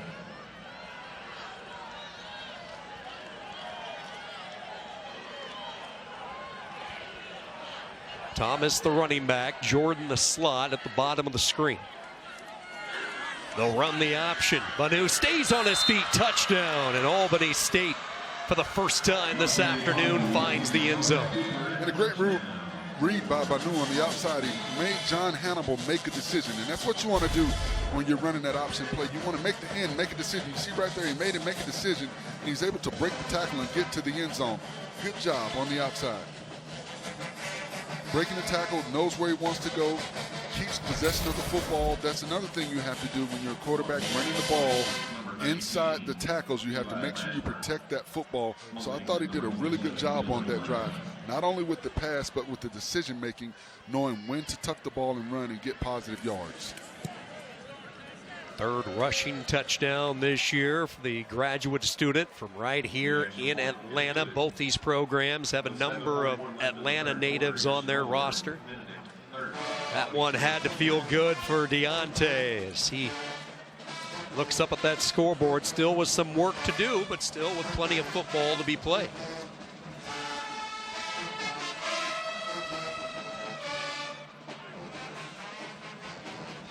Going back to Quinn Gray, we talked about his relationship with Memphis head coach Ryan Silverfield, but also a strong bond with FAMU's head coach Willie Simmons, one of his best friends. And he says Willie's a guy that he'll call on a weekly basis, not just to talk about football, but to talk about life. And I'm sure there are things that they can bounce off of one another, being coaches. And you look at Florida A&M, that's another HBCU program on the rise. They come with rich tradition. They're doing extremely well over in the SWAC right now. So you always want to trade, I wouldn't say war stories, but, you know, information sharing, I would call it more so than anything else, and bouncing ideas off of each other, whether it be offensively, defensively, or just philosophy-wise, being a football coach and guiding these young men. Gray, during his playing days, he was a record-setting quarterback for the Rattlers. Threw for over 7,000 yards in his career. Went on to have a long run in the NFL, 5 years with Jacksonville. And now, year number 1, this Albany State team had to win last few weeks, had to get a little help in week 10. A lot of people thought it might be Tuskegee, the team, but they took it on the chin, and then Fort Valley State goes down in the Fountain City Classic. Miles loses, and all of a sudden, when the dust settled, it's Albany State playing for the right to win the SIAC. And the fact that Albany State beat Fort Valley in that classic to get here makes it all that much more sweet for this ball club.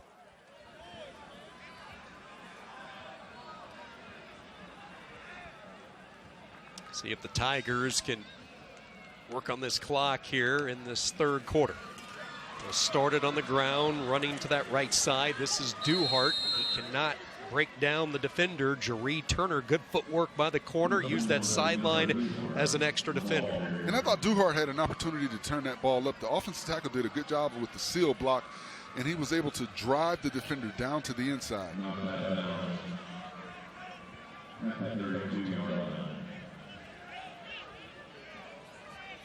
These running backs have had a pretty quiet day if you're Benedict. Good job by Dennis to avoid the pressure, and then a nifty move by the tight end, twisting his way to 1st down yardage up to the 42-yard line. That is Rashad McCain. Excellent balance on that play by McCain. The twist on his tiptoes and get the 1st down. I love that from the tight end. Dennis numbers today. He's now over 200 yards, closing in on 100 yards on the ground as well. And Joseph Johnson, number 78, has done a good job of filling in for Rakevius Barnes at that right tackle position. Trying to open up a hole for his running back, Duhart, and he does. It was a slow developing hole, but once it opened up, Duhart, a good north-south runner, picks up a pretty good surge up near midfield, a gain of 7.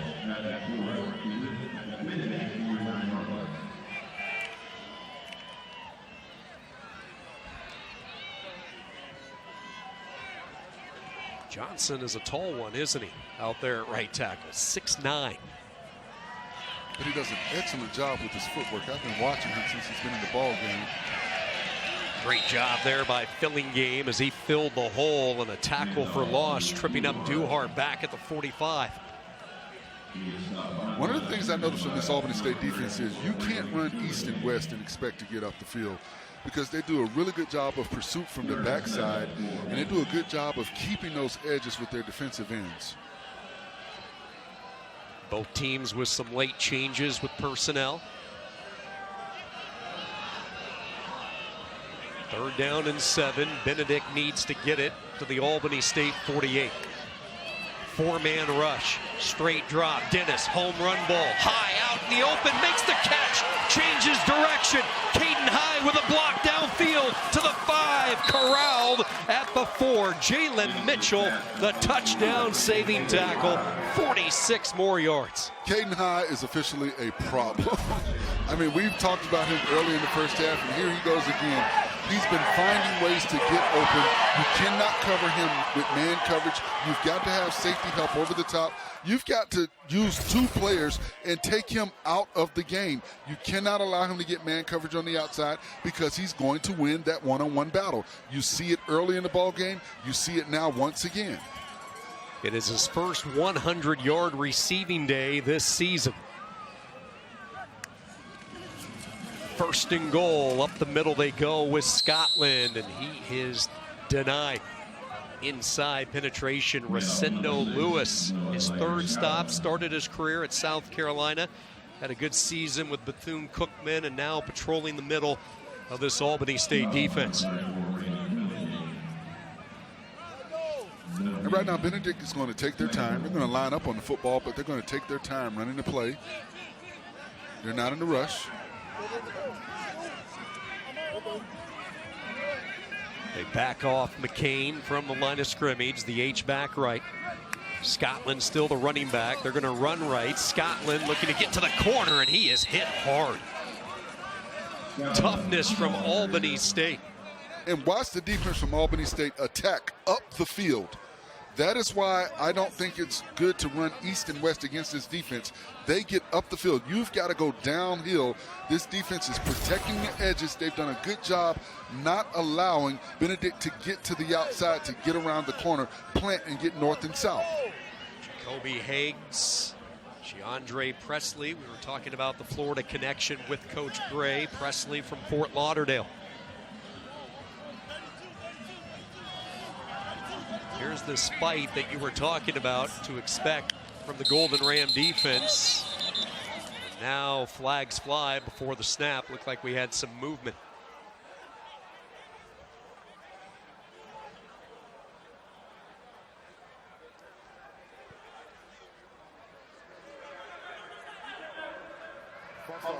Offense, number 85, 5-yard penalty, 3rd down. It's the receiver Harden who has a touchdown pass today.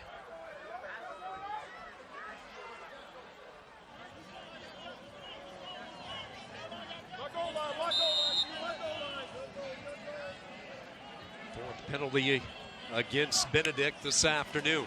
3rd down and goal, rolling right. Dennis will just throw this one away. Nobody open. They were looking for Stephen Campbell, and Benedict will have to settle for 3. Good job with the goal line stand from the Dirty Blue defense for Albany State. An immediate pressure by Maurice McDonald did not allow Dennis to go anywhere with the football effectively, so he did a good job of just getting rid of it and giving his team the opportunity to kick a short field goal.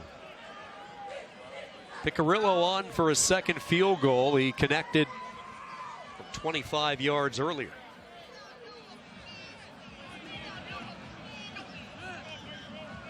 This one officially from 27 yards, and another flag.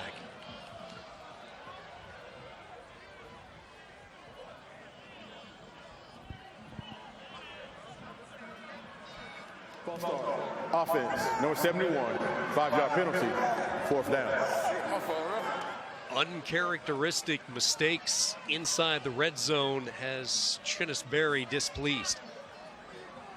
And these are small intangibles now in a game right now where it doesn't matter, but when you talk about Division II playoffs, and bigger ball games ahead for this team, you cannot have these mental mistakes.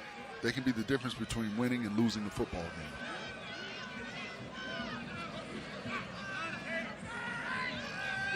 Charlie Cooper with the placement.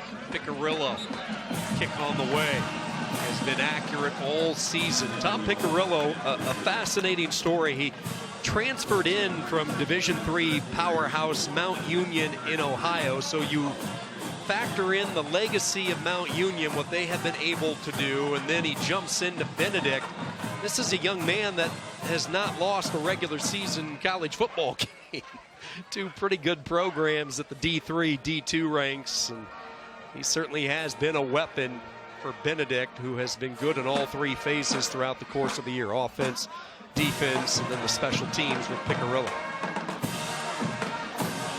I would say right now he's the team's good luck charm. I'd say he'd agree with you. Those kickers love to get some love.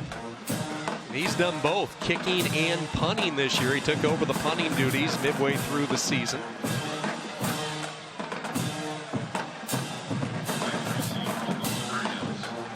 Tigers feeling pretty good here in Atlanta, leading by 23 late in this third quarter.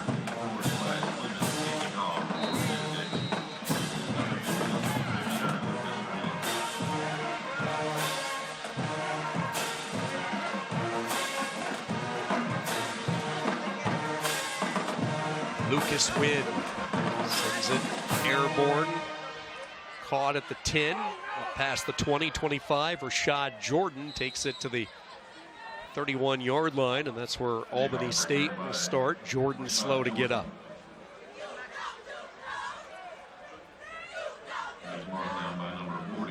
You go back through the season for the Golden Rams. They started 0-2, lost at Wingate 30-7. Then they battled Valdosta State down to the wire, 21-16. But here's Quentin Gray looking at an 0-2 start, but then they rattled off 4 consecutive victories. Beat Morehouse, Savannah State, won on the road at Kentucky State, shut out Central State. Back-to-back losses with Allen and Edward Waters put them in a must-win over the final 2 weeks against Miles and Fort Valley State, and they were able to do it. Nowhere for Banu, and that's an easy sack for Mr. Miller, Aaron Miller. Coach Quinn talked about that loss to Edward Waters, and that was when the team recommitted itself to, accepting the challenge and winning their final 2 ball games to get to this championship game. And he talked about some of the mental mistakes that they made, some of the lack of behavior control during that game on the sideline, some things that he did not like and he saw his team do. But they were able to recommit themselves, and you see the effect of this team working together on a common goal to get here to this championship football game. Second time John Hannibal has been able to get to Banu. Back-to-back sacks for the Tiger D. And once again, watch number 49. Watch how he disengages. He watches, then he disengages and finds the ball carrier. He does that often. And the offensive linemen have to do a good job of maintaining contact. Roll your hips up to the defender. Stay connected to those defenders. Don't allow them to disengage. 5 more sacks today for Benedict. John Hannibal with 2 of them. Missed last week. And junior from Columbia, South Carolina, Keenan High School, part of that rotating depth that they have up front. Hannibal and Broughton.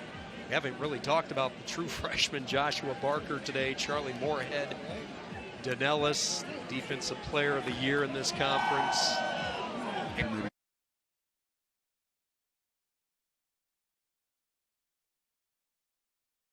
Defensive Player of the Year in this conference. Junior from Columbia, South Carolina, Keenan High School, part of that rotating depth that they have up front. Hannibal and Broughton. We haven't really talked about the true freshman Joshua Barker today. Charlie Moorhead, Danellis, Defensive Player of the Year in this conference.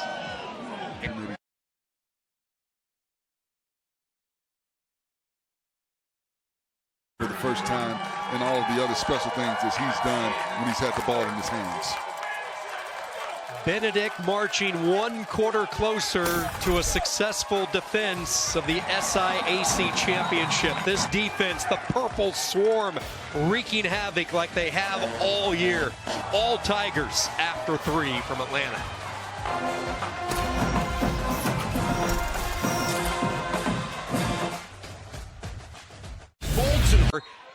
Benedict College looking to defend their title from a year ago, in control, up 33-10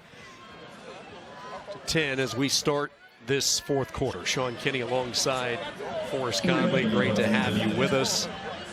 Defense that came in when looking at the purple for the Tigers, ranked #1 not just in the SIAC but all of Division II, and they have been the disruptive force this afternoon. So has Caden High.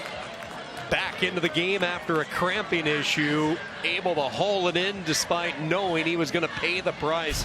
Man, we're just watching this freshman grow before our eyes. Well, I don't understand what Albany State is doing defensively. You know Caden High has been a thorn in your side all afternoon. Why would you not cover him up? You've got to know where he is, identify him every time he's on the football field, and make sure you have help, safety help on the backside, and you have cornerback help underneath. You cannot allow him a free release. He's too quick, too fast, and he accelerates extremely fast for this defense. They have not been able to do anything with him all afternoon. 10 catches today for High. First and goal. This is Scotland bouncing it wide. Touchdown. Zaire Scotland. Zaire Scotland scored a touchdown.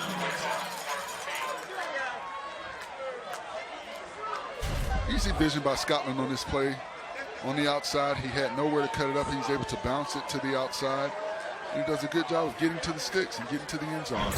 That's what you ask your backs to do. Identify where the hole is. If you don't see the hole with how the play's drawn up, bounce it. He's able to do a good job keeping his head up and bouncing that to the outside as opposed to just putting his head down and running into the back of his offensive lineman. Transfer portal certainly suited Scotland well. He began his career at the FCS level with Kennesaw State. Wasn't getting the carries he wanted, so he decided to make a move, and he is part of this two-headed backfield when you look at Scotland and Duhart. Benedict pouring it on here in the fourth.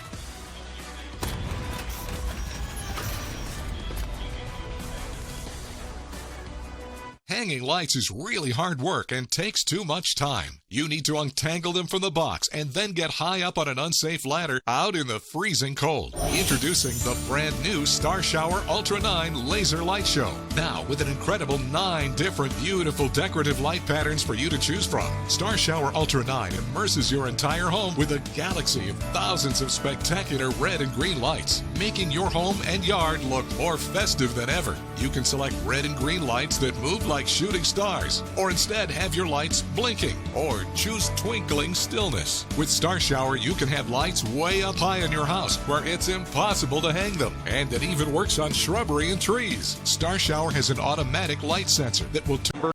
Benedict has put up 40 today. Here in Atlanta, the Tigers looking to repeat. Yeah, looking for their second straight conference championship, a commanding lead over Albany State.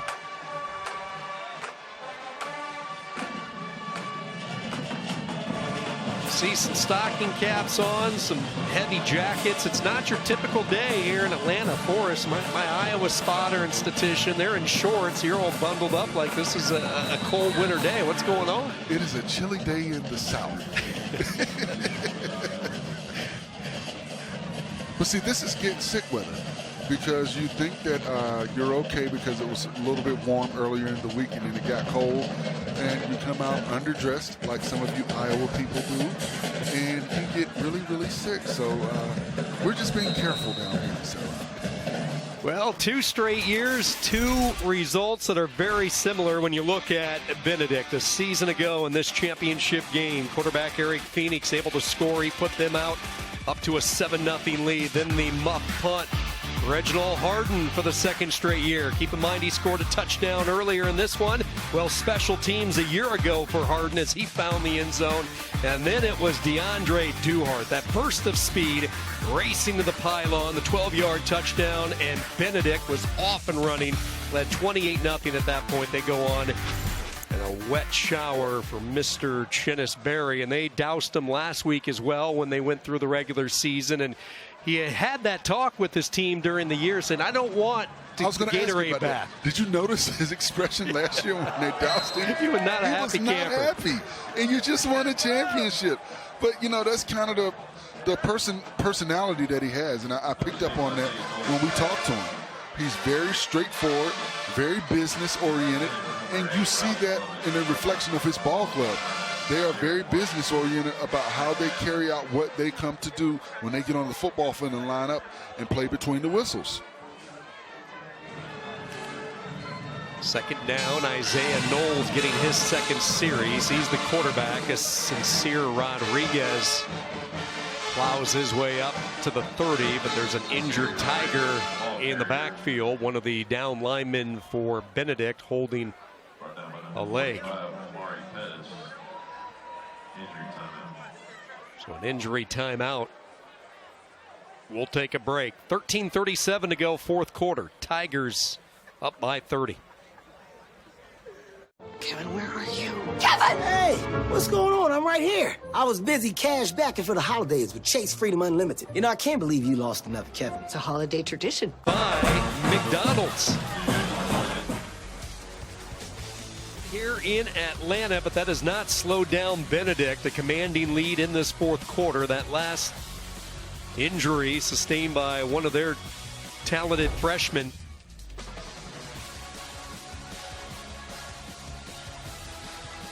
Joshua Barker, just a monster up front. Such a tremendous talent, the Big Bear as they call him, so hopefully he'll be okay. Trying to set up the screen, and it goes nowhere. Tackle back at the 23-yard line. Good job there by Theodore Blackburn. And for Albany State, they are looking at fourth, and the punting unit again coming out. And the quarterback did an excellent job of holding the ball to the last possible minute, but the offensive linemen have got to do a better job of locating those linebackers and safeties and covering them up. You don't want to give them free rein to your ball carrier. See Isaiah Knowles, he was a starter to begin the year, transferred in from Navy.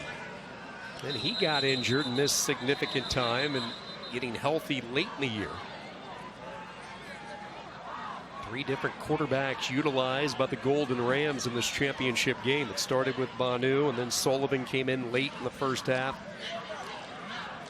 He was injured in the first series of the third quarter, so now it's Knowles. Offense, number 21, 5-yard penalty. Still fourth down.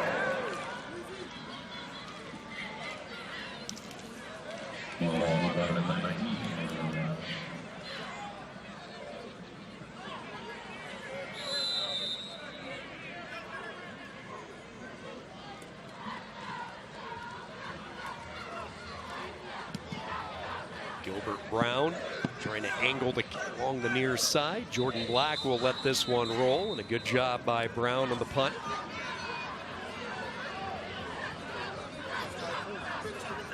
Forrest with this one well in hand for Benedict. You start to think about the playoffs a little bit for them moving forward. That is something that this program has not celebrated, is a playoff win. Last year they lost in the second round. Keep in mind, in Division II, 7 teams per super regional. Right now they're seeded 1 in Region 2 of Division II. So with that top seed, that would mean a first round bye. So they would get a week to recover, get these bodies healed up before the playoff push and a possible Division II national championship.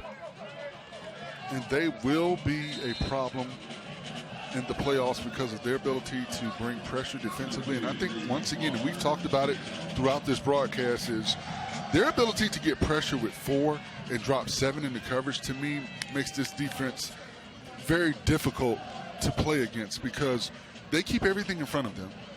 They get to the quarterback. They play behind the offensive line of scrimmage. And offensively, they've got a star in Caden Hyde. I mean, and they run the ball very effectively. So when you can run the ball effectively, but then you've got a guy that can stretch the field like he can, whether it be running the jet sweep, whether it be running, vertical routes, or just quick routes, quick pass game. They have a lot of talent on both sides of the football, and I think they're going to play a big factor in the Division II playoffs this season. Over 100 yards receiving for Caden Hyde today, a touchdown catch. And what a homecoming for Caden Hyde. Yeah, certainly so. 3 straight carries for Jalen Taylor, the sophomore. Carver Ranches, Florida, MacArthur High School. He's been on a roll, really started to peak late in the year. Coming into this championship Saturday, he scored a touchdown in 3 straight games, and we're going to see a steady dose of number 28 over the final 11 minutes in this one. And this is a good opportunity to get some of your young players playing time in a meaningful game. You know, these guys can leave this game, and their parents that are here to support them can say that I watched my kid play and win a championship. Xavier Foster, the new quarterback. Foster, the junior, 5'11", 170-pound softball with a soft touch. He throws a strike downfield, caught at the 20, and corralled right there. Beautiful throw by Foster.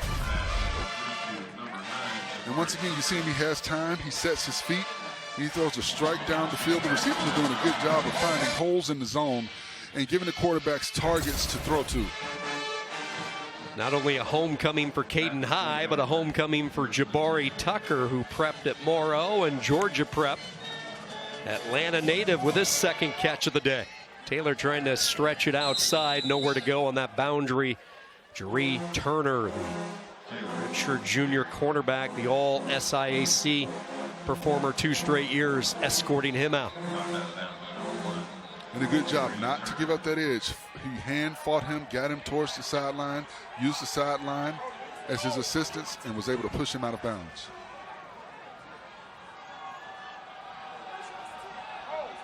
Good look at Foster, who entering this year, entering the summer camp, he was the only Benedict quarterback with Tiger game experience prior to this season. He's always battled injuries throughout the first couple of years on campus, but he was fully healthy for the training camp and he played well. Coach Berry singled him out, and now a drop and an interception.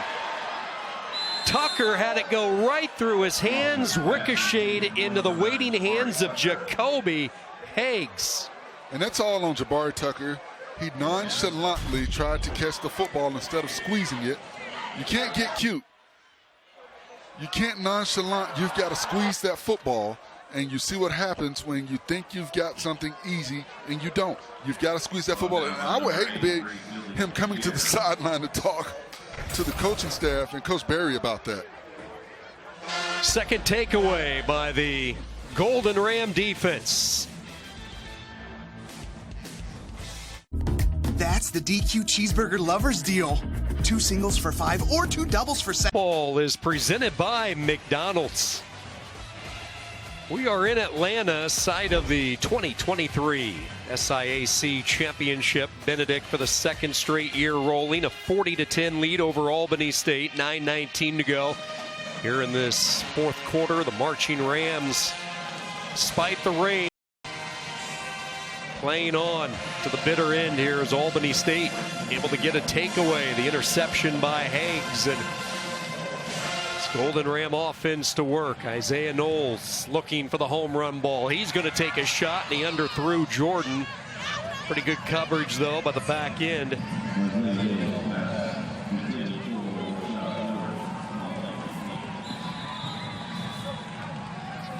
His injury starting to mount. Jordan still down on the turf. Rashad Jordan has been a home run threat throughout his time with Albany State. All-conference player in previous years. He was injured earlier this year in the Allen game. Actually suffered a dislocated elbow. Missed some time. This is his first game back.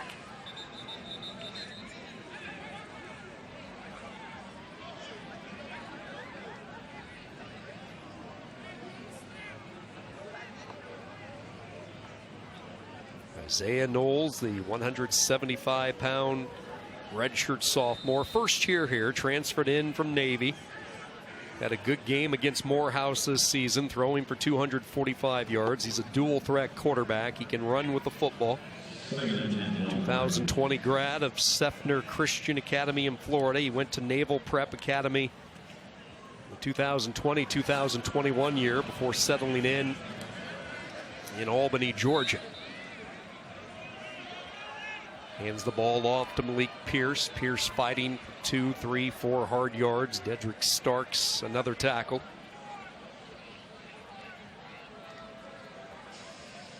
Right now, if you're Benedict, you just want to avoid injury. You've got more football to play. You're going to win this football game. You want to get some of your backups some meaningful time in a meaningful football game, but you want to do your best to avoid injury. Knowles, and this is some of the dangers that he brings, and now he's into the clear. A foot race to midfield, picks up a nice downfield block. All the way to the 24-yard line for Isaiah Knowles. And you see his breakaway ability. He's not able to see anything that he likes, and he's got immediate pressure from the outside, from the tackle position. He's able to break, contain, and get up the field. And you see his breakaway speed in the open field. He ran away from 2 linebackers. 51 yards on the throw, and now the soft touch. Lobs it to Kieran Jackson, a true freshman. Jackson with his first catch.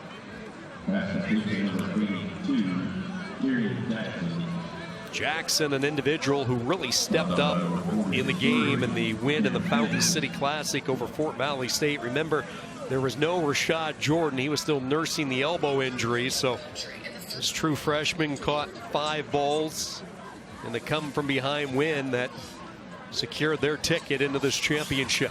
Thank you. Little shovel toss up ahead to Pierce, and then he lost the football, but he was well out of bounds. Bizarre looking play there. Pierce went out as if he was going to block, and then all of a sudden, Knowles shoveled him the football. I think that's why he was able to get positive yards. Everybody was fooled by that play. Including us. Yes. Good improv both by Knowles and Pierce. Quinn Gray watching his offense take it into the red zone. First and goal from the 7, new running back in, and he is met rudely in the backfield. Aaron Miller, very quietly, he has had himself quite a ball game today. That's 3 TFLs for Miller. And watch how he deciphers the blocking. And they have to do a better job of covering up these guys. They're right on the line of scrimmage. It's one thing if he's coming from the second level, but he's right there on the line of scrimmage, so the offensive linemen have to do a better job of identifying their blocking assignments.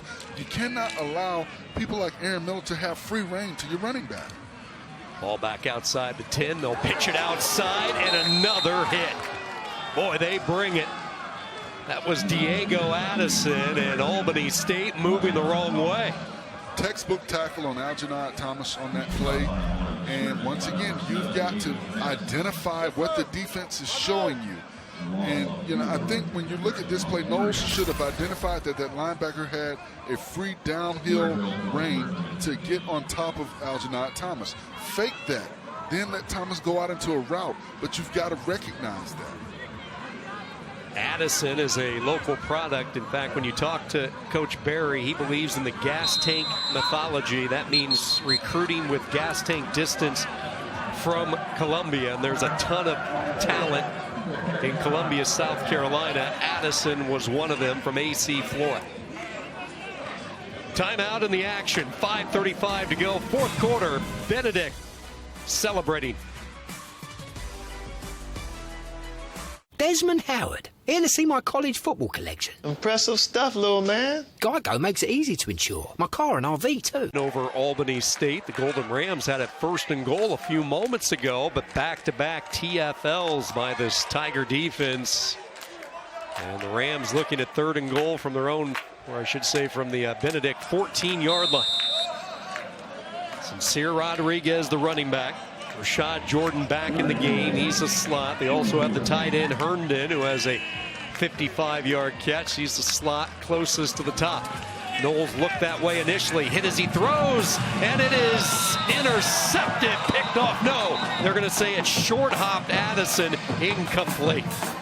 And once again, Luper Denolis is right there in his face. He's been pressuring the quarterback and making big plays all season and all afternoon, and he flashes again. Watch number 13 right there. Get a hit on the quarterback as he releases the football, not allowing him to get enough on it. And I think if he doesn't hit it and the quarterback's able to put more on that, it may have been intercepted. So he may have helped the quarterback by getting pressure on it. This is a defense that has already scored a touchdown today, and it was Denolis who recovered the fumble on the sack and the hit put by Broughton. 4th down and goal, dodging bullets, spinning, backpedaling, still eyes downfield. Knowles, as a flag flies, Knowles kind of let up before he was out of bounds as he got jarred from the backside. Not sure what he was thinking there as he just put on the brakes before he was anywhere close to stepping out of bounds. Maybe he saw that flag fly, but, you still it's a dangerous way to live. The whistle hadn't blown. He was doing the greatest Fran Tarkenton impression he could, but you got to keep running. You can't just stop in the middle of the play. Got to believe this is going to be a hold. Give Knowles credit. He tried to buy his receivers as much time as possible. Holding, offense, number 50. 10-yard penalty is declined. Did not make the line of the game. First down, Benedict. And the one thing about that, when you're playing with the scrambling quarterback, I played with Charlie Ward, and it's very difficult when you've got a quarterback that is able to dance around and, avoid being sacked or avoid being tackled for a loss. So as an offensive lineman, you've got to continue to roll your hips. You've got to continue to hand fight, but you've got to be wary of that ball still being in the quarterback's hands and defenders reacting to where the quarterback is going as opposed to where he is and where you're used to blocking and protecting for him. Yeah, that can be a challenge when you have an elusive quarterback. It all becomes a timing mechanism and really knowing those situations and really having a feel when your quarterback's going to take off. Absolutely. Benedict with the stand, so they will go to work with this ground game, and this is Rhodes, nothing right, so he says I'll go left and produces good yardage out past the 20 to the 22.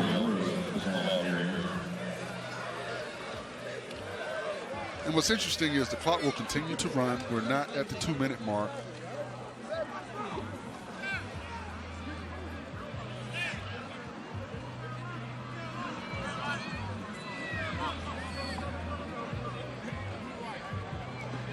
Approaching 4.5 minutes in this 4th quarter. Keeping it, Foster on a roll right. Nice seal block on the edge, and look at Xavier Foster go, and he is going to take it to the house. Foster to the 5, touchdown, and an exclamation point on what will be another perfect season for the Tigers.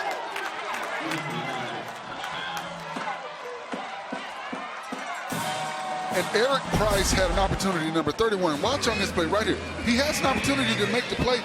You've got to contain the quarterback. You cannot get caught up going down, and that's what the quarterback's read. He's reading the defensive end. When he saw number 31 go downhill, Eric Price, to try and make the tackle on the back, he kept the football, and as opposed to running out of bounds or sliding, he cut back across the field and just outran all of the defenders to get the touchdown. That has to feel good for Xavier Foster. 3rd year with this program, has battled through some injuries. Played 7 games in the previous 2 years, 21 and 22, and now for the first time this season finding the end zone, and he takes it 70+ yards, retelling his story to all his buddies on that Benedict sideline.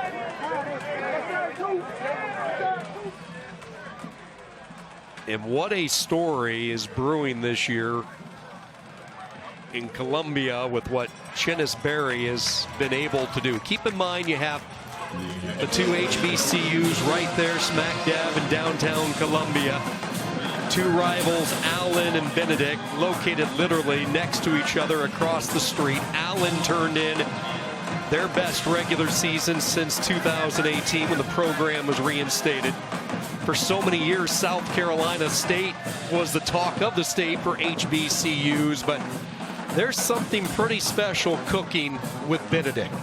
and they will make some noise in the Division II playoffs. Once again, I want to see if the players are going to pour Gatorade on the coach. It's the way he reacted the last time they did that. I don't know if they're going to. If I was on the team, I think I'd take that chance, Sean, and pour the Gatorade on the coach again. Especially with this big-time victory, he's got to feel really, really good about the way his team responded, because Albany State played them really, really tough early in this ball game.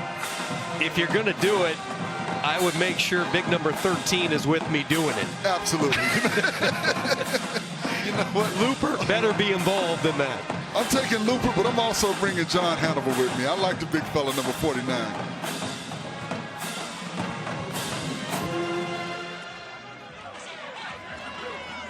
Jordan from the 5.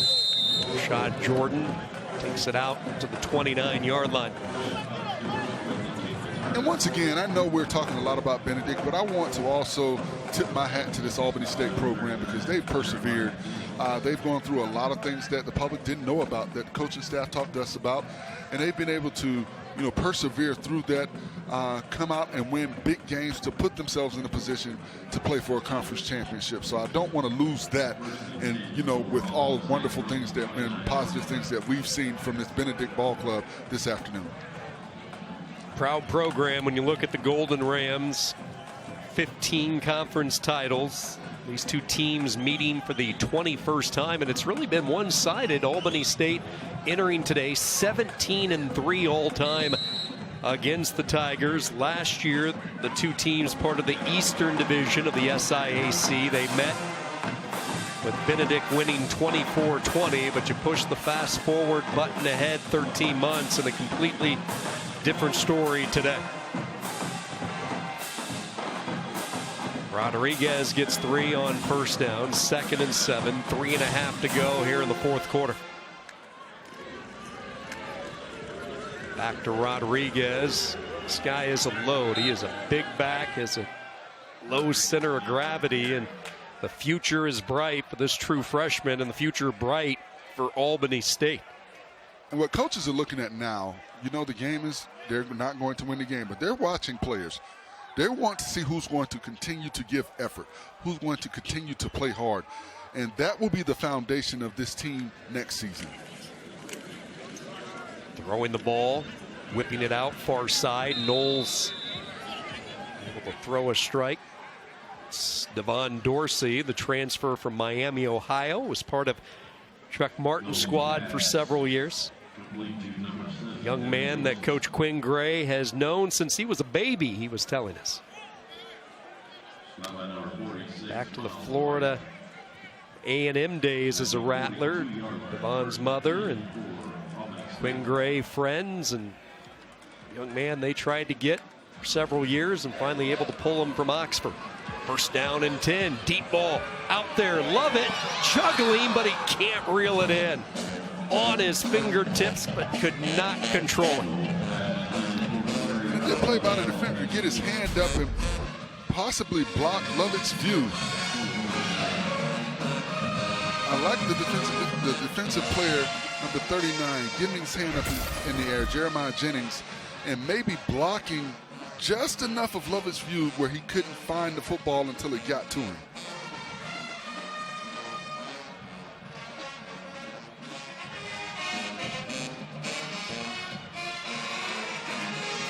Second down, they left side looking for a cutback lane, 3 yards for Malik Pierce. Running behind a Micah Forsythe block.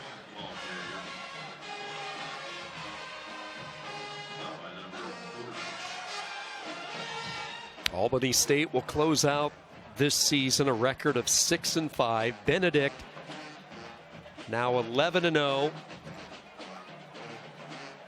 They'll wait for the official unveiling of the Division II playoff brackets, and they will find out where they will go and who they will play as they look to make a push toward a possible national championship. In trouble, sack back at the 37. Nowhere for Knowles to go. And it just seems like whoever they bring in, they do the same thing. They get the same pressure. They're able to squeeze these tackles down, put so much pressure on them, and push them up the field and squeeze the pocket around the quarterback. Dravian Blake with that sack.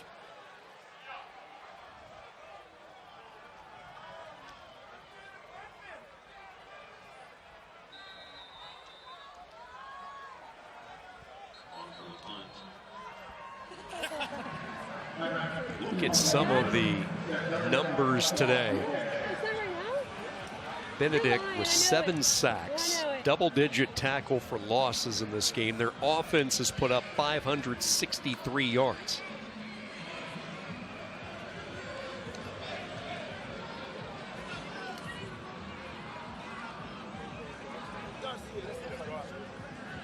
Quinn Gray taking that last time out, trying to get some more bodies out on the field, a chance to get on to the championship field.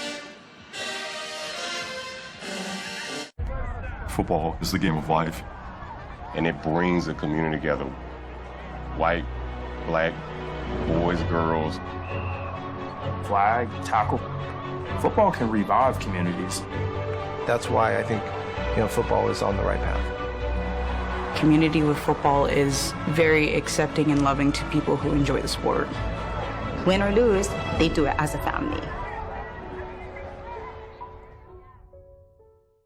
Looking for the perfect gift? The Home Depot has a gift for you. Buy a select batch. One more time.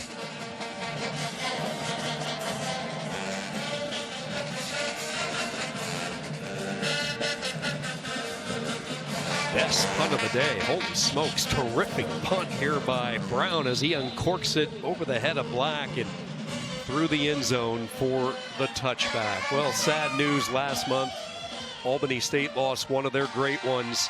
Coach Hamp Smith passed away last month. Hampton Lee Smith served 2 stints as the head football coach at Albany State. First time from 71 to 76. And then again, he had that successful run from 82 to 99. We talked about those 15 conference championships. But not only football, he also served as the head baseball coach for 3 years. He was honored by the Golden Rams back on October 7th before their game with Central State. Certainly our thoughts and prayers with the Albany State family and all that Coach Hamp Smith meant to the program for many decades.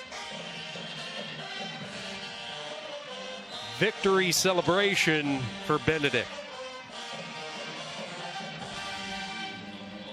They will take a knee, and there comes the bath. Coach Barry, he might have been an offensive lineman, but he showed some pretty good footwork there. You got to be quick on your feet. He heard the footsteps. Final few moments of this one as you see the respect between these two teams, and man, this has to feel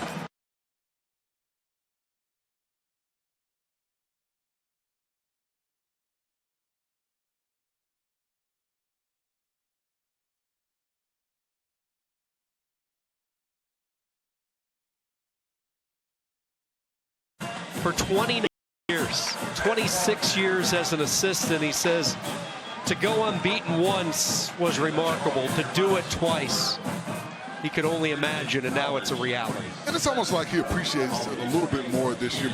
We showed last season when he got the ice bath, he really didn't look like he was enjoyed it, but he really seemed to enjoy it a little bit more. And you talk about it, how difficult it is to go unbeaten twice.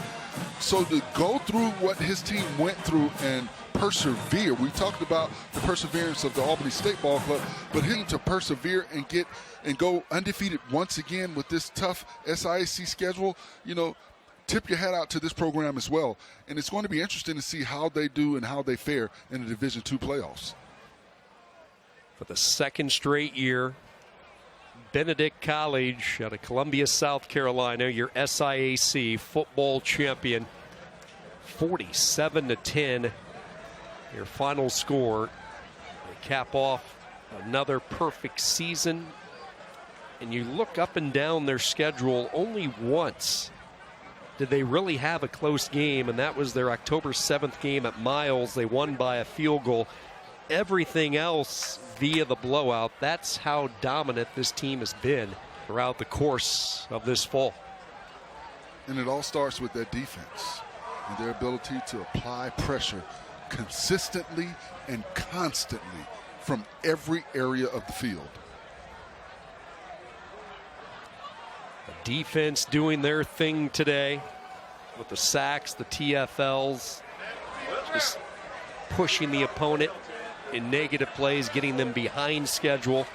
That's been the familiar recipe of success for the Purple Swarm. But when you factor in what their offense was able to do, in particular the big play offense, they roll up over 560 yards of offense today, and a good chunk of those coming on 5 or 6 big plays. So they have the capability to beat you in a number of different ways. Coach Barry joining us now. Coach, Gatorade bath number 2, and you looked a little quicker this year. You heard those footsteps coming. Oh, yeah, I knew they were coming, so I didn't have my eyes on them. So, but to God be the glory, man. We found a way to win a football game and win another championship, man. I'm so proud of the young men and the coaches for the hard work that they put in. And we found a way to go 1-0 today. So, I'm happy with our guys and happy with our whole entire college, whole entire alumni base and everybody. We found a way to win another SIAC championship. Coach Caden High, I mean, he was just all over the field, offensive genius for you this afternoon. Talk about his play and, moving forward, what you expect to see from this young man. Caden High is special, man. He's a special young man right here from the metropolitan Atlanta area, from Grayson High School, powerhouse program. He just has a gift. He really loves the game of football. I love the way he comes to work every day, and he finds a way to get better. But he plays with passion because he loves the game of football. You have one first down all year with this defense, and today was no exception. Just talk about the weapons you have on that side of the football. Well, it starts with the big guys up front. When you mess around and get 9 or 10 sacks, you put people behind the sticks. So if you can win first down by playing good run defense, I always tell our guys, if we can run the football and stop the run, we'll have a chance to win a football game. So our D-line has been doing what they've been doing all year. Not only our D-line, our linebackers do it. They put it all together. In our secondary, they make the pieces of the puzzle all come together. So I think we got a really, really good defense. Coach, before we let you go and celebrate with your team, take us through the next week as you move on now to the Division II playoffs. What's in store for the Tigers? Well, we'll find out exactly where we are in terms of the rankings and where we will be. But, we need some time. We played 11 straight weeks. We got a banged up football team. But I want to make sure the guys get healthy, work on us. Right now we want to work on us, make sure it's us versus us at the end of the day. And we want to put a good product on the field when it's time for the NCAA Division II playoffs. Enjoy the moment. Back-to-back conference championships. Congratulations. Praise God. God bless you. Go Tigers. Trinus Berry and Benedict College, your 2023 SIAC champions. And they've earned it, and they are going to be a problem in the Division II playoffs. I cannot wait to see their first matchup. I expect them to get a first-round bye because of how well they've played, and they're undefeated, and they're highly ranked already coming into this ball game. So it will be an extremely difficult test for whomever has to go and visit this ball club and play them against this defense. 2 straight years, 2 conference championships for Benedict College. That's the story from Atlanta. For Forrest Conley, I'm Sean Kinney saying so long from Atlanta, Georgia, where once again, your final score, Benedict College 47, Albany State 10. They are your SIAC champs. All games airing on the ESPN networks are streaming live and archived on the ESPN app. This has been a presentation of ESPN.